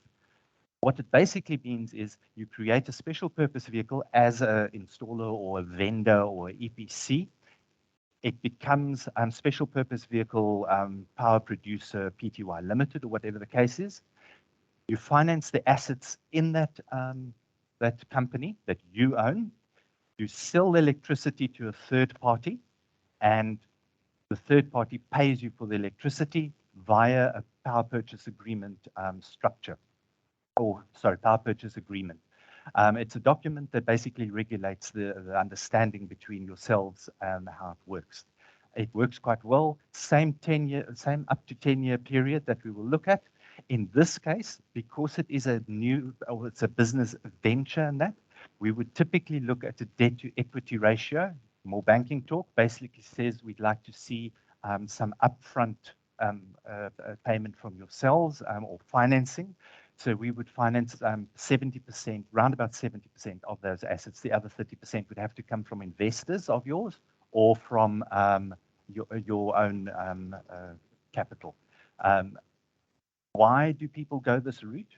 Why does the bank like this route? Well, first of all, as a certifiable greenie, it basically means that we're creating mini ESCOMs, and my dream is that we're actually going to see giant energy producing companies come up. It's a great model because on a small scale like this, you basically have many clients that are drawing electricity from you, and you can do a nice annuity income from it. But it also means that the risk is spread, because should one of the clients have a problem, the other 9 or 10 or 15 or whatever it is will cover it. So it works very well, and we're very happy to discuss it with you. This also works on the basis that we have a look at what is the income you're going to generate, much like we do on the other one, where we look at the savings you're going to generate and try and get those repayments to equate them or be less than what you're going to get. There are a number of these running at the moment and working quite well. Where does the bank take the security? There's got to be a catch somewhere. The security, we would look to take cession of the power purchase agreement. So we have a look at who's the guy on the other side of the agreement. Right, going through the, oh, sorry.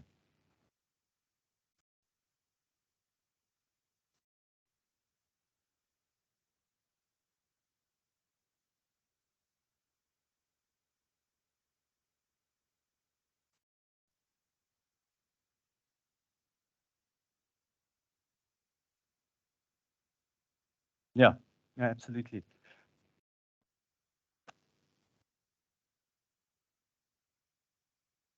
Yeah.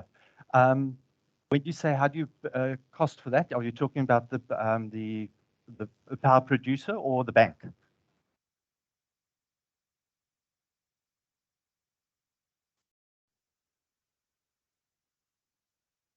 What we're typically seeing in these cases is that, and that's why I said earlier, when we look at the saving, we exclude the battery. We typically see that the battery is included in the price, so it'll be the whole sum, and that is then calculated on the usage and that. Where the PPA structure is very different from its own ownership, is that it's very often very closely related to the tariff that the client is already paying for ESCOM or whatever the case is. And that's where you build the margin in and do it on that basis. But this is not for the faint-hearted. You've got to know what you're doing, and you've got to get the right client and all those kinds of things. We typically would see that that income that is generated far exceeds the repayments at the end of the day of the debt. And the reason being is that you want to make a profit as well. And that's where that margin comes in and where you have to look at it very carefully. You're also responsible for the maintenance of that equipment. Obviously, you own it, so you've got to look at it. And insurance is something that you've got to look at very carefully. Another concept that, and this is where business owners might sit up, is you can rent that space to the power producer and say, sure, use my rooftop or use my parking lot, or as a couple of years ago, one of the first in the country, you can use the surface of my dam or my lake or whatever it is type of thing for floating ones. So you can generate a bit of income there. So all those things are carried in the agreement. Sorry, your hand is up? No.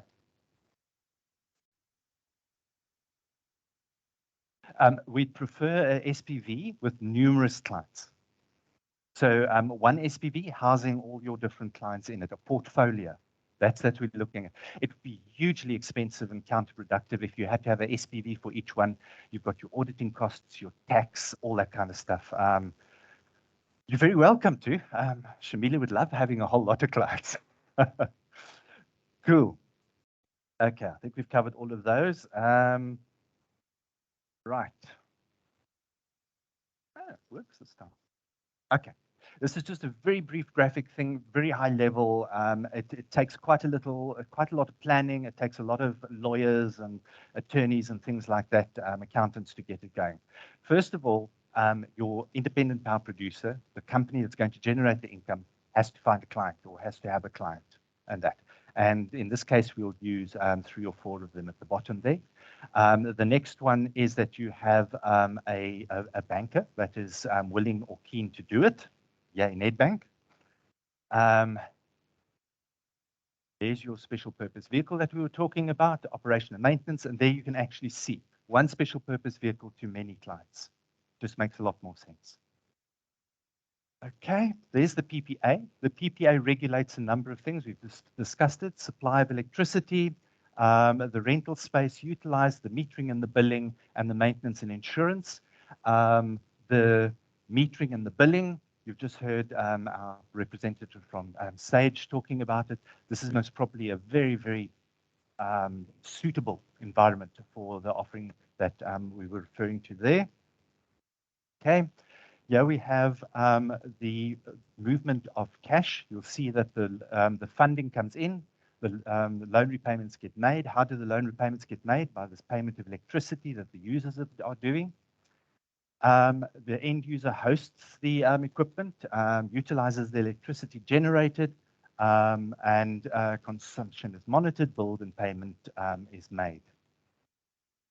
Okay, the dividends flow. It's your special purpose vehicle. There'd obviously be dividends because there's profits. Well, I'm hoping there's going to be profits. They would go to the investors, and that would depend entirely on who it is. Is it your own cash? Is it outside investors?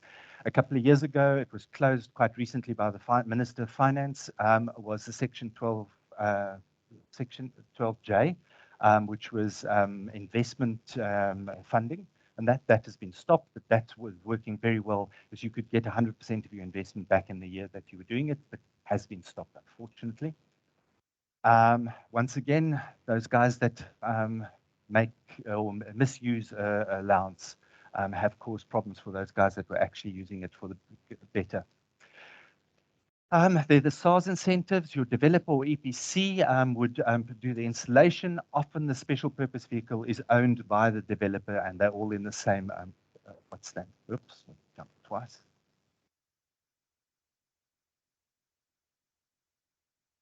Very quickly, we as a bank do not get involved in the tax of this of these structures. That is entirely yours. It's a part of your cash flow. Your accountant will advise you on it, but it's good to know about these things. And there are numerous ones. There's research and development. There's all those kinds of things other than the Section 12J. Let's not forget about the 15% VAT capital input rebate that you can get. In all these products that we've got, it works very well when you take that 15% that you get back from VAT in around about month 3, and you put it into your loan. So instead of financing 100%, you're financing 85%, and it just works very, very well to try and get those ratios right so that it actually costs you nothing more than you're currently paying for your electricity. For the large crowd of individuals, what has Nedbank got on offer? We've got a number of solutions for our clients. The latest being, you may have seen the press, is we have just brought out our MFC, Motor Finance Corporation. Yeah, I know it sounds strange. They're thinking of a different name now, but it's think, and I'm going to quote another bank now, which is, I'll get punished severely for it, but think of Westbank in terms of First National Bank. MFC is the Nedbank equivalent of that. That's our finance corporation for motor vehicles. They now offer finance on solar for individuals on the basis of a typical motor vehicle finance, paid over a number of years, and you can do it. And it's working very, very well because it is expensive. The numbers bandied around at the moment for somebody to go off grid, I know it's a catchword if you were talking about it, and I certainly, it's not something I'd recommend you think of, but if you had to go off grid, they're typically talking about a 3-bedroom house, about 250,000 Rand. Don't know about you guys, not something I could do out of my own pocket at this stage. Well, I doubt that I'll ever be able to, but to be able to pay it off would make a lot of sense in that. Okay. So that's there. We've also got you can take it off your home loan if you've got a facility available, or if you increase your facility, and also a Nedbank personal loan. The Nedbank personal loan was brought out because a lot of clients either didn't have Nedbank bonds, home loans with Nedbank, or they didn't have the facility.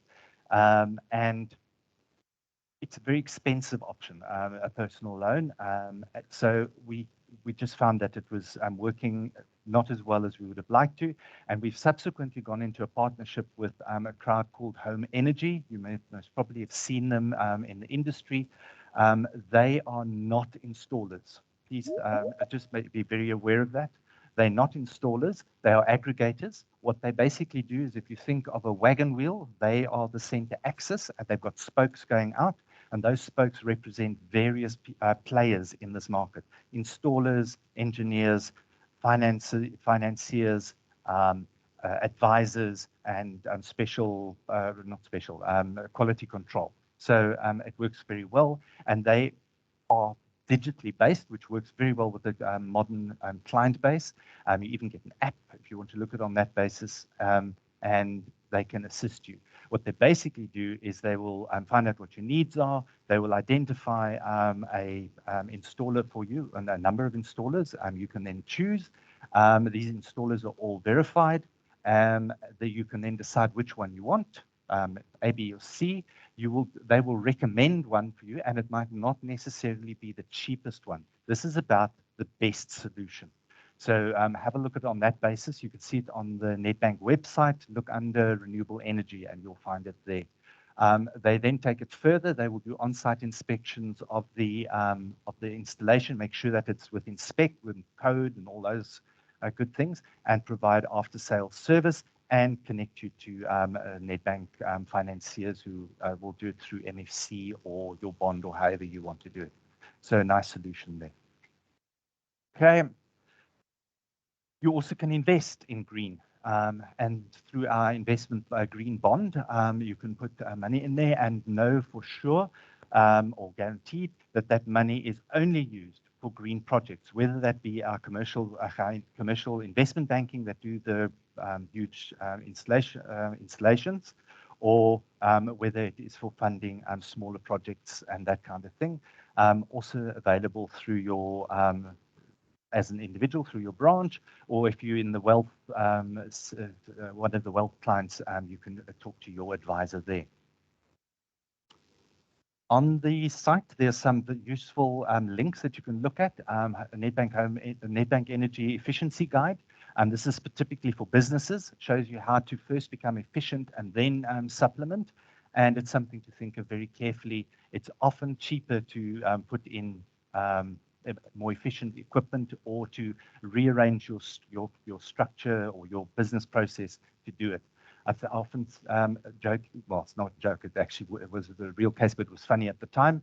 When we were looking at energy audits for a large fast food chain, they couldn't understand why the energy guzzler was the fridge. And this, I'm now talking those things where you drive in and you say, I want this, and you come to the end and they give it to you. What's that? And the process is they've got a process of how they assemble the burger or whatever it is, give you your Coke and your ice cream and that. Only thing was, the fryer, the deep fat fryer, was right next to the fridge because they took that out and everything. Nobody could understand this. And when they moved those things, just separated them slightly, energy consumption went down. It's that kind of thing that one wants to look at, and that's where guys like AWPower and that can assist you greatly in almost, I like to call it the energy audit. Just have a look, where is your energy guzzler going, or where is your energy guzzler in the whole scheme of things. The Smart Living Guide, children from our clients love this one. It gives mom and dad a hard time. It tells you how to be more green in that. And let's face it, the youth are far more astute as to this than we are. And it's most probably because they're going to be around much longer than we are and they want a place to stay. I'm not sure we're going to be able to live on Mars in the foreseeable future.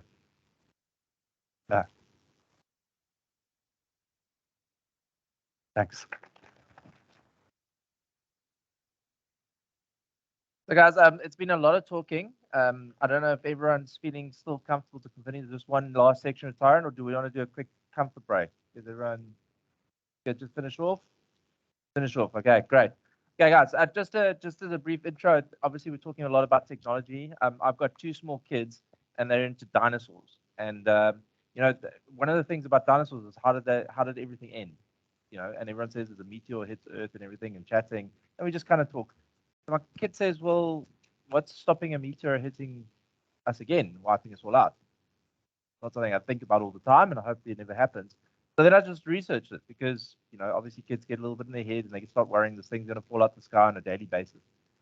Did you know in the last 2 to 3 months that NASA has fired a missile at an asteroid that rotates around our planet regularly to deviate its path to see if we could do that?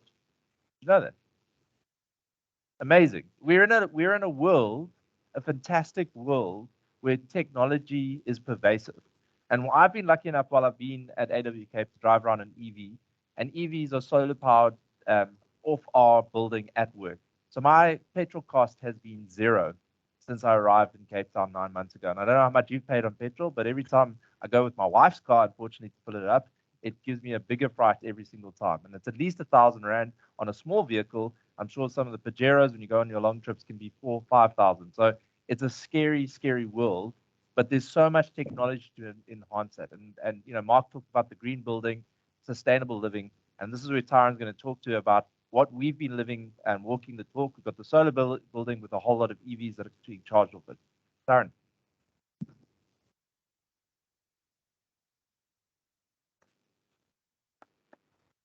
Good morning, guys. I'm Tyron Fanikuk, and I'm a design engineer at AWPower. And yeah, just like Mark, I'm also a bit of a tree hugger, but I'm just so happy to be in the energy industry to make a difference and make money at the same time. I think what a win. So yeah, I'm going to be talking about EVs, and I think EVs have a big role to play in the sort of energy transition. They refer to the energy market, or in essence, the transport. The transport industry accounts for 24% of all global CO2 emissions. And then when you refer to, if you break that down into further sort of the next level, you can go to the road transportation, which includes cars, trucks, and motorbikes. And that's where EVs have a big role to play. I think EVs together with fuel cell cars will have a big role to play. And I know Prof touched on green hydrogen. If we can incorporate green hydrogen with the fuel cells and solar panels with EVs, I think we're really able to put a big dent into the CO2 emissions that the transportation industry accounts for. And yeah, they refer to the transportation industry as a sort of hard to abate sector. And I think, yeah, through EVs and the fuel cell cars and all the R&D that's going in there, I think we'll be able to make a big impact there. So just going on to now where the main aspect of my talk is sort of the fleet that we have of the BMWs. We started off with a 64 amp hour EV, and that's like Henry mentioned, we had to talk about this before. It had no REX engine, and the REX is a range extender.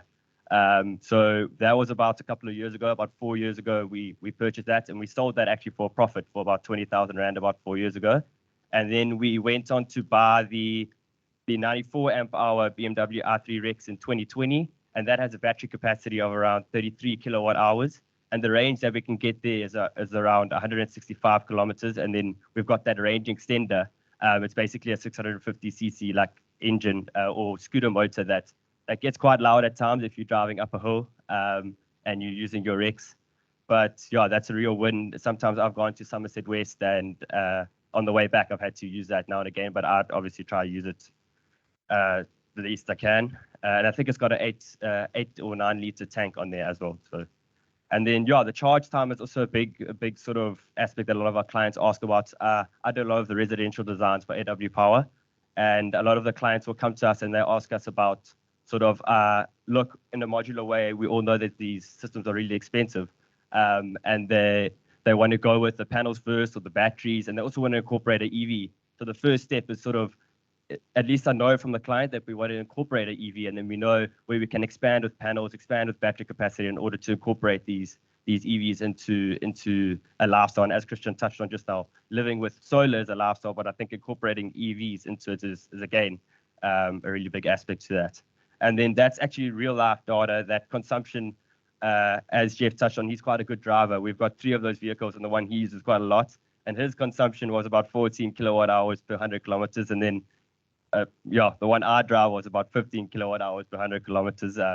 But yeah, we always jumping around, and during load shedding and stuff, that we really need to get around. So maybe that's why, or it's some other aspect.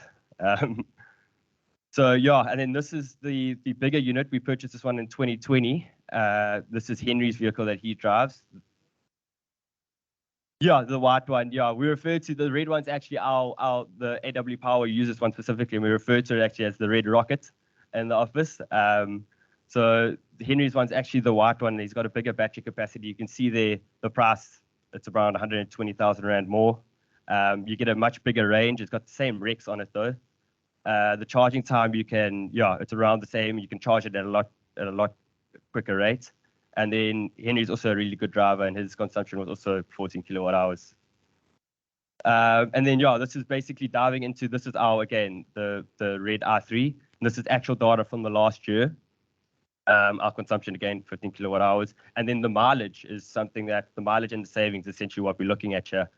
We managed to save 30,000 Rand essentially if this is assuming internal combustion engine. You comparing it against that. Basically, I use my consumption of my car, the Kia Rio, and we also assumed here that we were getting the energy from our solar for essentially free. It was obviously there's a capital outlay for the system, but that was just excluded from here. So this is just the one vehicle by itself, and the red one obviously does the most mileage in the fleet. And then I took it one step further and I looked at the entire fleet. And if you see the savings on the next page, you'll be surprised. That's quite a bit of money saved with all 3 of them. And that's not even optimized. If you look at that mileage per day is around 120 kilometers that we do between the 3 of us. So if you really optimize the system and you use a larger amount of your battery each day, obviously if you've got the business case for it, you can really see the benefits in the future. So that's that. And then just some tips. We actually got this. I chatted to BMW SA Technical just to get some tips about this. This is for the batteries of the vehicle, but just in terms of batteries as well. There's some of the things that they touch on here, the good and bad practices. It's just to deal with batteries in essence. The depth of discharge, the main one there, I thought was draining a battery at a constant discharge rate. Often when we're driving the electric vehicles, if you put your foot down, it's really got that horsepower, you can really feel it. Those electric vehicles can really go. So that's the one main thing there with depth of discharge. And also don't take it all the way down to 0%. Try and take it down to around 70% depth of discharge, which is ideal. And then temperatures, you try and keep it in that range of 19 to 27 degrees.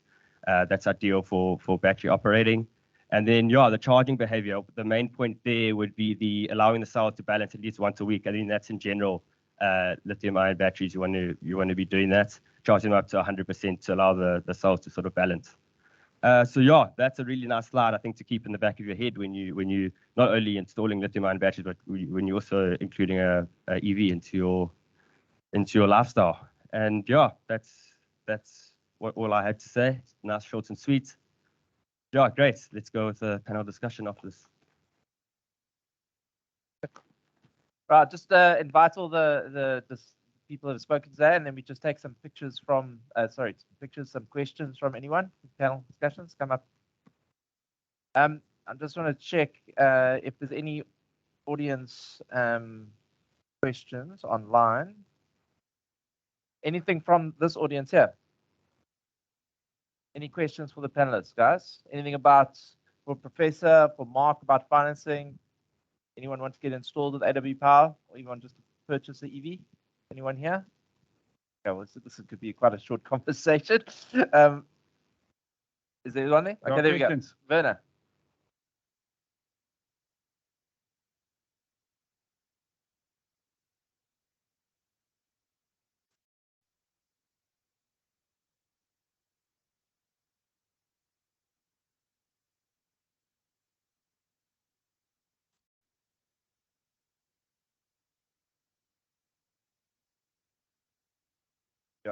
There you go. Yeah, that all depends on, like you saw, there's different battery capacities on that vehicle. So when a customer obviously when the customers come to us on a residential basis, they don't really know yet. They just say EV. So in essence, we've got to look at the battery capacity there, and we also look at, so essentially what we do from our side, we'll ask them for their bill, and we take that into account initially, and then we'll just look at the battery capacity of the vehicle that they will be wanting to go with, and we just take that into account. And often the main thing I just look at, I'll design the residential system for them, and I'll try and look at their property and try and see where we can expand, and I'll see what we can expand, how big we can go kilowatt peak wise. And then and also it depends on when they're going to be charging, because if they're charging in the evening, we have to increase the battery capacity. But if they're charging during the day, which is ideal, then you could just look at increasing your kilowatt peak. So yeah, it varies with regards to which vehicle you're looking at. If I can add to that, maybe I had the experience of having the office and also at home. So my home system had a 5 kilowatt inverter, and had 6 kilowatt peak on the roof. From the house, we charged the geyser, 2 geysers, and the household. So what we do is, if you charge the EV as well, I did it on weekends, Saturdays, Sundays, I would charge the EV, but I have to make sure I shift my load. I would not charge the geyser and the EV together. That's just too much. It would take it more than 4 kilowatt. And also with the EV, you also get a smaller charger. Well, we can charge the smaller rate. At the office, we charge at 7 kilowatt. We're putting in a 21 kilowatt 3-phase system now at the office. But at home, those standard chargers for the EVs can you adjust between 2 kilowatt or 2.5 kilowatts. So at home on a Saturday, if the geyser is charged, you put it on 2.5 kilowatts. It takes almost a day to fill the battery. But it's okay for home, but not if you're in a hurry. A pleasure. I mean, Mark, you talked about, energy efficiency and people putting the fryer next to the fridge. I mean, there must be some other states, maybe yourself and Christian, what are the sort of energy efficiency things you could recommend for people, even just when they're saving electricity? I mean, electricity is expensive at the moment. You said underfloor heating is one of them. What other advice would you give to people, just as a general sort of advice? Yeah, I mean, look, I think LED lights is one of the common things that pops up to investigate. Lights are always on a daily basis. Excuse me, on a daily basis. So converting to LED lights without going the solar route, that pays itself off very quickly. I mean, your old fluorescent tubes or your incandescent, they charge electricity. Also, in terms of just installation of a geyser. Some people have their geysers on, in an area where it's exposed to the elements. Just simple heat transfer, dictates that geyser will very quickly then cool down. Heat it up, but then it cools down also. Another thing is also maybe if you have something like a geyser wise that has that ability to put it on a schedule, but also your temperature. Maybe it's not required to heat your water up to a high temperature. Go to the minimum allowable temperature where bacteria doesn't then form inside the geyser. Things like that. Putting it on a timer. Those are the small things that obviously make a difference. And then another common question that pops up for us as installers is, I'm looking to go solar. Must I go a solar geyser route? Some people do have existing solar geysers on their roof. Others say, listen, and this also ties in with the generation profile that you can get from your solar. Again, living with solar is a lifestyle. You have to work around the sun hours as far as possible. If you can't, then you have to have battery capacity, obviously, to counteract that. All comes at a cost. But if you have X amount of solar on your roof, say, for example, you've got 6 kilowatt peak, like Henry's got, during the winter and the summer months, obviously that peak that it gets to differs, and it's lower during the winter months and it's higher during the summer months. And then obviously during, your sun hours are shorter during the winter, longer during the summer. But, staggering, having a solar geyser, for example, yes, it is a benefit. It could be a benefit, but it comes off also at a cost. The flip side to that is we would then advise, clients saying that, listen, I've bought this house, I'm looking at solar, I've got this idea of a solar geyser. Do you think I must go that route? I said to them, if you really want to, sure. I'm not going to stop you, but you do realize that a solar geyser obviously takes up a space on the roof. It has to be in either your east, north, or west facing orientation. Ideally, north caters for the best all round during the day, east obviously for the morning, west for the afternoon. So depending on your habits, it does make sense to work around that. And a solar geyser, yeah, you can incorporate, but we just say utilize a standard geyser, but put your horsepower, your capacity into your system. A solar geyser only provides savings for your heating of water, where a system provides for the whole household, including a geyser, for example. And stagger those loads. Very important. Stagger your loads. Can I add something on the geyser item? We've played with geysers, solar generated power for the geyser dedicated, and charging it from solar generated electricity. So there's an option now, is the new generation of gas heaters, is you install a gas heater with a solar system, because in summertime, normally you'll have excess of energy at most times.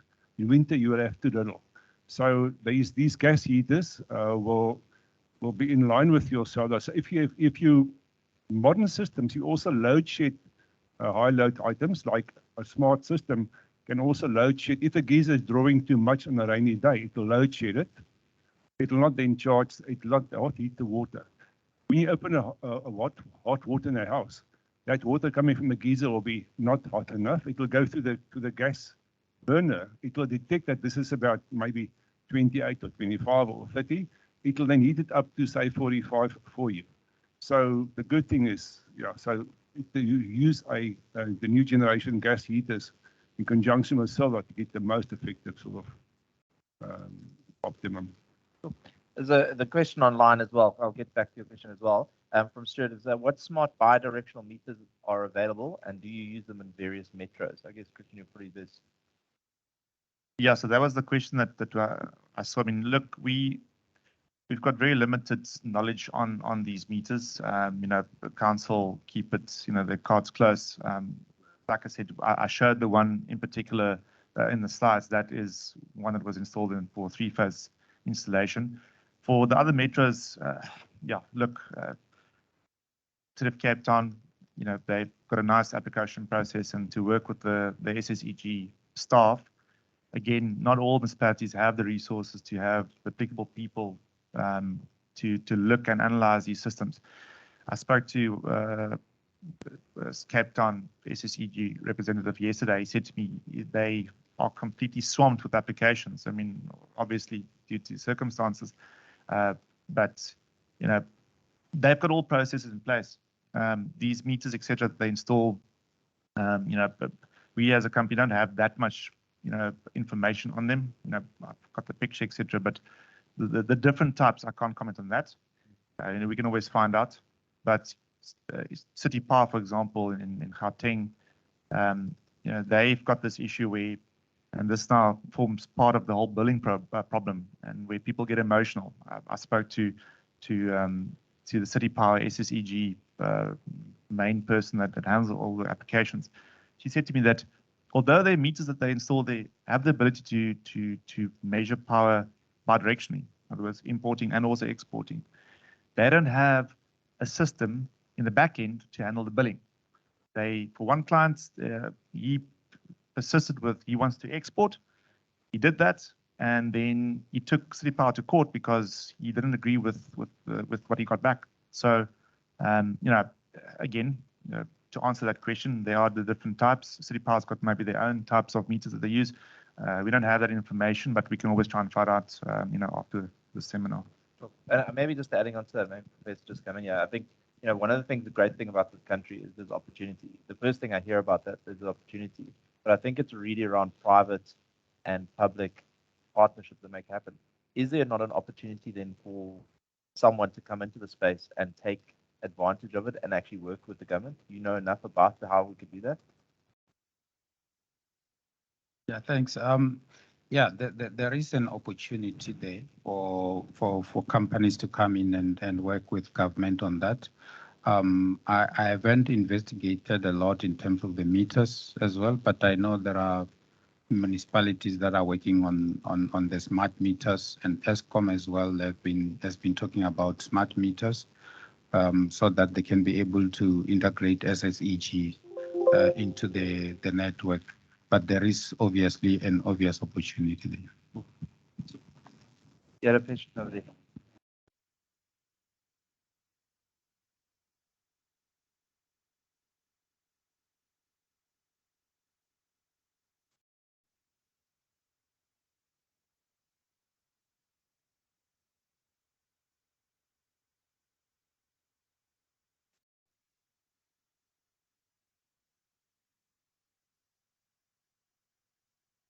Sure, good question. What we basically do is we have a look at what the output, let's just talk generally, theory, and then we can look at it more specifically.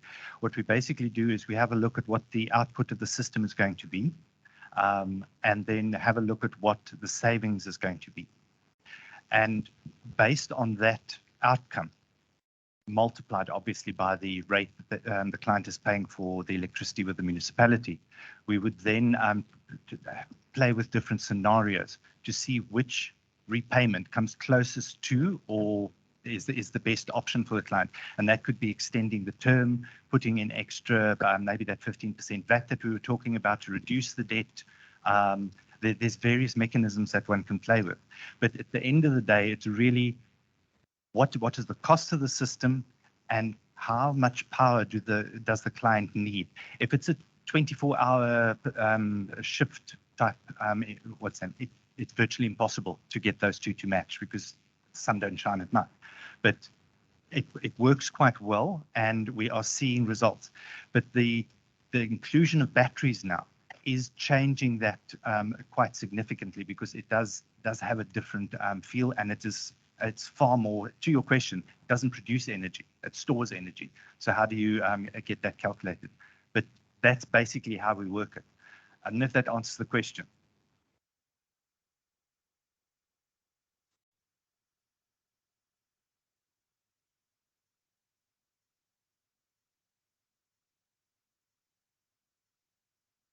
When you're talking about the portfolio, this is the independent power producer. Okay, if we took the structured finance option, we would have a look at the cash flows of the business and how they operate.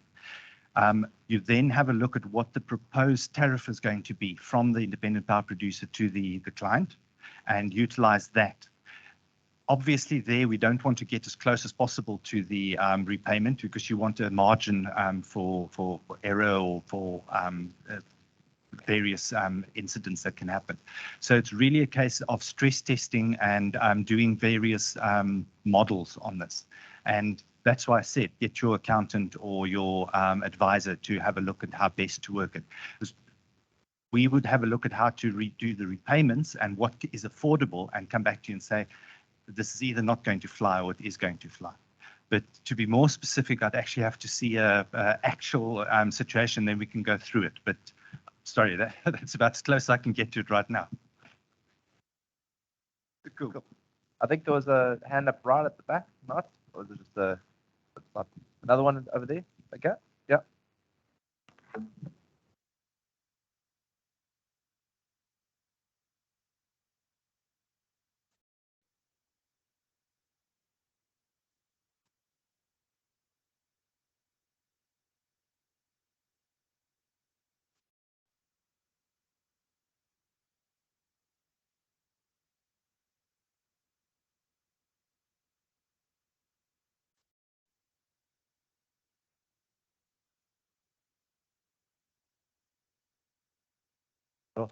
So I don't think any of us are really qualified. I've read up about this, but I don't think I'm the right person to speak about. Maybe, Professor, I can throw the hospital past you.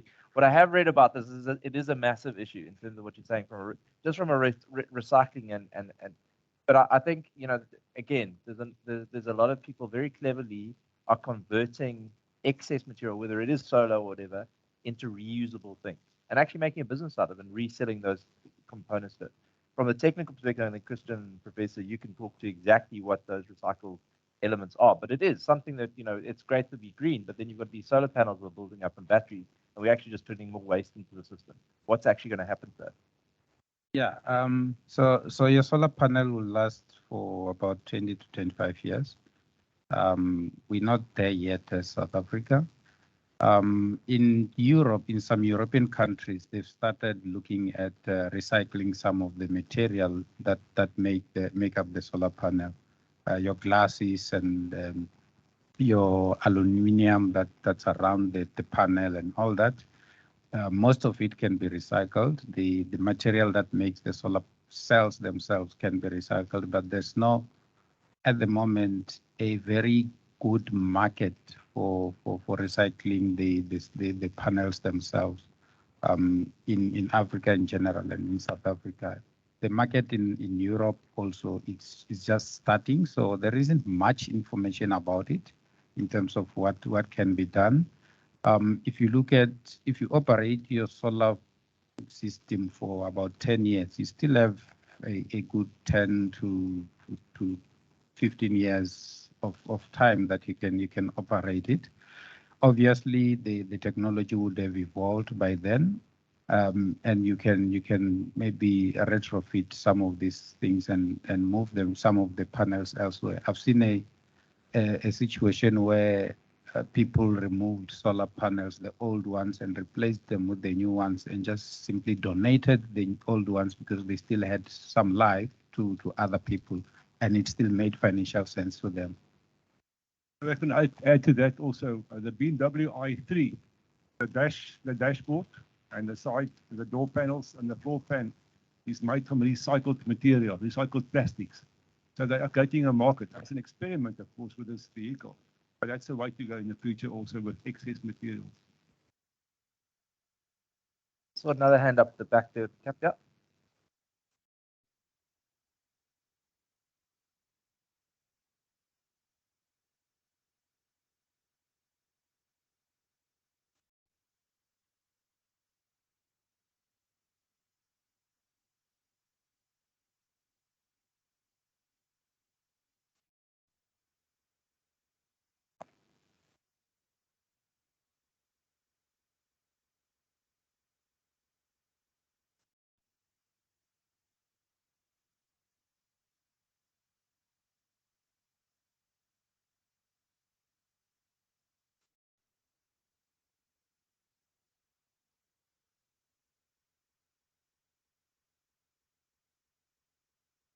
Yeah, good question. We actually have a client in Durbanville. He's maxed out his roof. You know, he's, as you said, east, west, north roof space, And he's asked us, we've got this picture sent in our internal group, joking about having these vertical ones. And I think we haven't touched on that yet, but it is definitely an interesting topic. I don't know if our climates or just our sun pattern really works that well for the vertical installations, but I think Lawrence, our head design engineer, isn't here today, unfortunately. But he actually did a test. He ran a simulation to see what you could produce, having them vertical. And I think the results were actually surprising. I mean, that's the kind of thing we can always get back to because it's a very interesting topic. What happens if you utilize, or you can't even utilize the available roof space because they don't have access to it? Yeah, so I don't have a firm answer for you for that. We haven't tested ourselves, but this client, maybe I think he should be our guinea pig. He's very open to that idea. Maybe we should try it and see where we get out. But yeah, no, it's a valid question. If I can add to that, there's a company in the US who's patented a film that they apply over your glass area of the building, high-rise buildings. And it's been in test phase for the last year or two. I'm not sure how far they are, but that means you can cover a high-rise building, the glass, with a film which will generate electricity. Yeah, as I mentioned earlier, also the glass itself, is actually building that in as a solar panel. So it's not there yet, and obviously vertical is not great, but I think there's options coming, and I think there may be an opportunity as we move forward. Yeah, can I just add, we've got a student who's looking at that actually at the university. Literature says the ones that work best are the bifacial ones. So he's looking at various orientations for the bifacial ones and your normal PV systems. Unfortunately, we don't have much results at the moment. The research is at an infancy stage, but with bifacial ones, the literature agrees. Okay. Yeah, the follow-up question there, I think. Yeah. The second one is on EV charging, but for commercial use. Obviously, I know it depends on the demand, so the capacity is based on that. But has there anything been done locally where solar generation for commercial EV charging? Because my concern would be the capital cost versus the number of vehicles you can charge and cost to customer, and then your batteries are depleted or you've got a full battery farm that puts you out of business. I mean, Tara, maybe you can talk to the capacity. And I know you've done a client recently with their van, a plumber. Yeah. Now, I think it's interesting a topic there. I think it's a matter that you must match your requirement to your capacity to generate. And I think it's possible for each home, for a homeowner or a business owner to generate for their own consumption, to generate enough from capacities available. So it's not too difficult. It's a matter of decentralized charging. It's possible for each house, each business to generate their own capacity. But what's coming next, I think, in the future is commercial EVs. Those you don't want to charge them in daytime because they run around in daytime. So commercial EVs will demand battery capacity. So you will have larger battery storage capacity. You will charge those batteries in daytime. At nighttime, afternoon, the EV will come, stop there, connect and charge overnight. Next morning, you will charge your batteries again. Sorry, just to add on to that, you asked about the commercial space. Yeah, DC chargers, which is your fast charging, that's very expensive. And we've driven from here to Knysna, for example, myself and Henry, with each of our cars. We've driven on the N2, and there's various points. Grid cars, for example, they've got these interactive map where you can see where the different EV charging points, DC chargers specifically are. So yeah, your EVs, you can either charge the AC via AC charging, and that's the car's got an internal charger. The charger is just like let's call it an activator to say that there's AC current that can flow. Let's get the car charging, but then you get DC charging, which is a beast on its own. So those DC chargers are very expensive. You can range from 30 to 50 kilowatts, and that obviously offers a very quick charge. And that's what we utilized when we went to Knysna or the various stops. Yes, we do have the Rex, which is petrol, the little generator just to help you get from point to point without that range anxiety.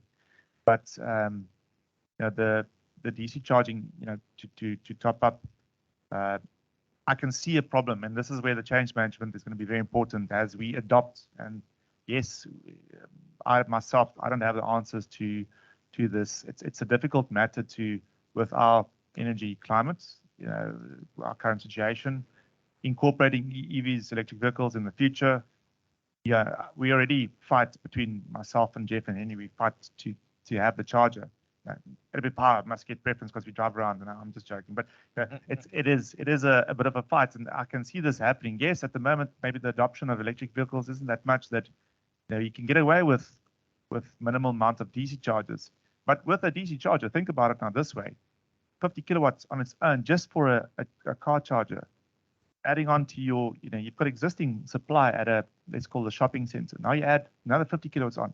There's going to be a hard limit reached very soon in terms of how much you can then add on, to the supply side. Yes, now you include solar, so maybe there would probably be a rule that it can only operate during a sunny day, for example, if you have multiple chargers. Very interesting topic. Are we going to incorporate it? I think that's what we early adopters in that sense. But going forward, how it's going to be incorporated in if we convert from internal combustion to electric vehicles, there's some work to be done to make it that everyone's going to be happy and not have to wait in long queues, etc. I was going to add to that, the preferred way would be to charge with AC, and AC will be 20 kilowatts, because the DC, the 60 kilowatt DC, if you look at BMW's recommendations, you would deplete your battery life very fast if you charge at 60 kilowatts. It's meant for highway traveling when you do it on occasion, maybe once a year or twice or three times a year. So I think in urban, you would want to go for a three-phase DC charger of 21 kilowatts. Look at what is the capacity. The BMW 120, it's got 43 kilowatt hour batteries. So it's about 2 hours if it's totally flat to charge, and you're normally not flat or empty. So 21 kilowatt three-phase would probably be the way to go for a long time in the future. And another question, the reason why I let them go first, by the way, is because I'm just slow to delay on the accounting system, because then you can't charge me with electricity to charge the car. So this, you had a question in the front there.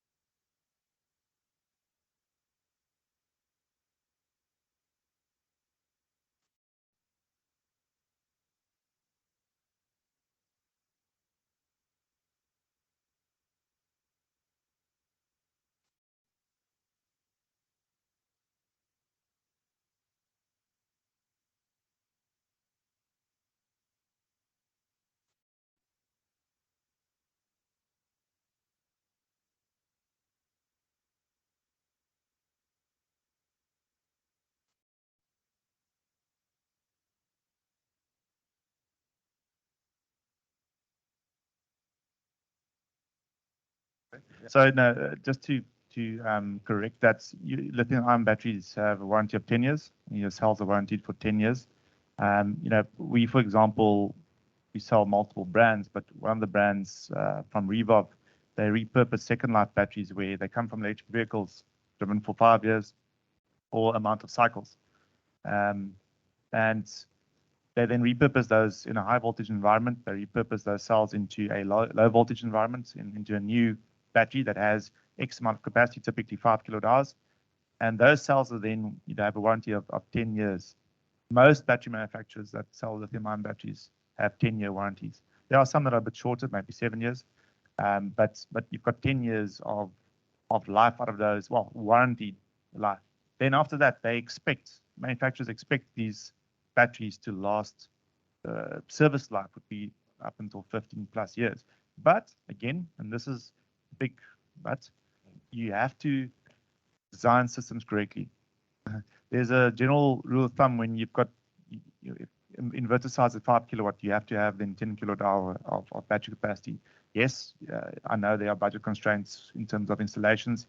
People don't have the budget to go for a large battery bank, or they don't want to go for a large battery bank. Then you can push the limits and install the minimum amount of required batteries. The downside for going for minimum in the long run is that you end up cycling. One cycle is, if you look at a battery capacity, if the battery is in full capacity, it discharges all the way down to zero in theory, and it charges all the way up to full. That's considered one cycle. Now, these lithium-ion batteries, they have internal, we call them BMSs, battery management systems. They count these cycles. So you've got full, let's call it visibility on the amount of cycles. The smaller the system, the smaller you size it. I would say incorrectly size it. You then end up cycling these batteries a lot quicker. So see it as a car maintenance plan. You either have years or cycles, whichever comes first. Small battery bank, it tends to cycle a lot. So yes, it could be within 5 years' time where it's now, it's not in warranty anymore. So those are the kind of things you have to consider. To replace it, going from 5 to 10 years, to replace it, like I said, you expected life could be up to 15 years. Yes, you start with X amount of capacity, and then it degrades each year. Your capacity degrades. I think after 10 years, or then 3,500 cycles in the reverse scale, you sit with 80% of the original capacity that you had left. So it's not like it's kaput with 10 years. There's a natural degradation. It degrades naturally over time. But again, optimal or having your system correctly designed is very, very important. I know, your budget is a constraint. We know that, but rather have it correctly designed and have a system that works. Don't stress it. Have it, have some engineering tolerance built in, so to speak. But because I know Mark is going to say something, but I think what he's about to say is you're going to give a free battery if it goes out. Yeah, right. Okay. The short answer is yes.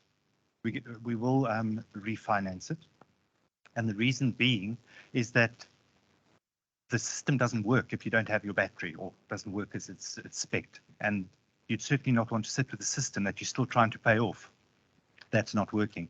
So yes, we would, but it will always come back to the basis of banking or any lending is, can the client afford it? So should your battery run down or die, or whatever the case is, and you in financial dire straits, or the company's in financial dire straits, I'm probably going to say no. But it really just comes down to, can you afford to repay it? We certainly don't want to put you into a worse situation than you are at that point.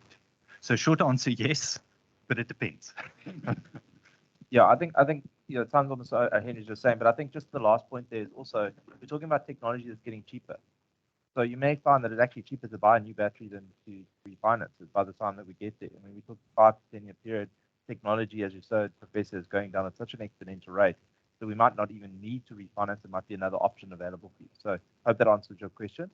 Is there any other question? Maybe we can take a last one from the audience. One over there. Yeah. 2 classes of questions. The one is just purely basic. When people looking at solar systems, either for residential or for commercial, small commercial, you say plus minus what?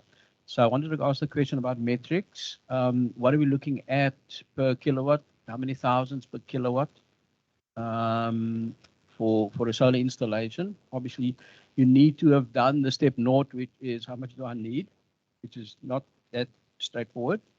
I know battery, to get the metrics for battery is a little bit more difficult. You've got to look at your megajoules of energy that you need. So that's what are the metrics? Maybe tied to that is maybe on the technology side, the other class of question is what is the largest capacity solar panels that are now becoming standard? In the old days, it used to be sort of 300, 250s, 300s, but now we're pushing sort of 540s and beyond, which obviously now opens up a whole new, and maybe Nedbank could be seeing people wanting to upgrade the 350s to 540s or beyond. the impact of that. And maybe let's leave it at that. The metrics and the trends in the industry in terms of solar panel size. I also had just a question about solar roof tiles, which is probably closer, it will probably come after bifacials. Solar roof tiles are going in the States. That seems something a little bit closer. So sorry, a bunch of questions. Question one, I didn't understand that good, but maybe my colleagues understand it, but I can answer the rest. In terms of the panels, important questions, bigger isn't always better in terms of panels, because it all depends on what inverter you uses. Yes, you get bigger panels. 540, for example, is a popular size at the moment. I don't want to put it in its own classification, but it is considered a more commercial panel, and I'll tell you why. Because typically the type of inverter used for commercial and residential differs. Residential inverters, the MPPT, maximum power point tracker, that has the job to convert your power from the panels to a usable DC source to charge the battery, or then invert to AC. If it's an hybrid inverter, they have got specific design capacity, input current limits, voltage limit. Now, let's take, for example, everyone knows Sunspeak, or their inverters. They were always 11 amp inputs, input current limits. But if you look at a big panel, their amperage, operating point is about 13 amps. So now what happens is the inverter then clips that top part and you lose out. You've got this big panel, but you're not able to utilize the energy that you can harvest from it. Whereas with the commercial inverter, that input current limit is a bit higher, so it can actually utilize the inverter. So I hope that answers your question. Yes, typically for residential, we say the panel sizes that are the most common are between 450 and 470 watt. But then for commercial panels, although you can use them now for residential also, with some inverters, is 540 and up. Get up to 600 watt panels. In terms of the tiles, in a country like South Africa, we obviously have to import things. We do have locally manufactured panels and inverters, etc. But importing of these solar tiles, again, it's the concept. I love it. Tesla solar tiles, for example, we love all Elon's. Whatever he produces, he's a visionary. But in terms of importing things and having that support, it's just something that we, as a business, we focus on having a product that is got good support. It's available at a good price, but also at the same time, after sales is probably the most important. What do we do if we don't have support? All these niche products like solar tiles, as an example. Maybe not saying solar tiles is a niche, but you get what I'm saying. It's a product that's not really that popular in our country. If you don't have support, then how are we going to be able to, if you've got any issues, how can we support you as installers, for example? So yeah, solar tiles not there. Does anybody have an answer for his question? I wasn't sure exactly what you meant by the metrics up front. Are you talking about capacity that you can get from a unit, or? No, it's really for quotation purposes, I suppose. AWPower being in that sort of business, but very often people will ask, how much will it be? And what's the sort of going rate? What would be a reasonable price point for, say, a 5 kilowatt system or 3 kilowatt system and so on? So, is it 1,000? Is it 400,000? Is it 500,000? So the metrics have been developed over the years, but they've been dropping. So it used to be sort of 22K kilowatt. Question is, where is it now? It's been dropping. Yeah, I think we don't have much time left, but that's a discussion we more than willing to have with you afterwards. You can always refer to our website, just a general idea of what the pricing is. But it is you mentioned it is very site specific. We can't say a 3-bedroom house, this is what you're looking at, because you can have a 1-bedroom house and someone uses a lot of electricity, where a 3-bedroom house, people live energy efficient and they use theirs. So again, based on those metrics, it's not easy to give you that, but we can chat afterwards. I think just to end off as well, it's also, and I've been looking into this and helping some of the more complex, it's also about the compliance issue. Guys at AWPower very much around being engineers, the quality that goes in there, and also whether or not you take those installers, take an inverter that actually can't then expand, be scalable.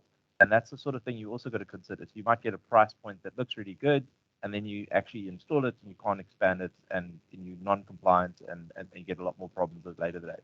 So I think it's also the quality aspect that needs to go with the pricing discussion at the same time. All right, guys. So I think we've had a really good discussion. We are welcome to take some more discussions outside. There's some really nice drinks, I'm sure, at least water. I'd really just like to take a moment to thank all the panelists today. Mark from Nedbank, really thank you, and Nedbank for supporting this event. Professor all the way from Stellenbosch, it's great to have you aboard, and love that you guys are moving forward. I'd love to learn about the research and what you're doing with the bifacials. So that's really exciting. Christian, fantastic. I really learned a lot today yourselves at Tyron. And everyone else who came today, both online and in this room. I know time is of the essence at the moment, but appreciate you making face-to-face and coming through. Henry, you look like you've got a more presentation make from Shamila. Yeah. No, just a word of thank you. I think you can hear that this is a real topical. People need to, it's about education, advocating, and people want to know more. And I think that's just to the professor, obviously renewable energy, and our keynote speaker from Nedbank, we just want to say thank you for coming. All right. We've got some refreshments outside, so please help yourself, and thank you for everybody for coming. Thank you very much, guys.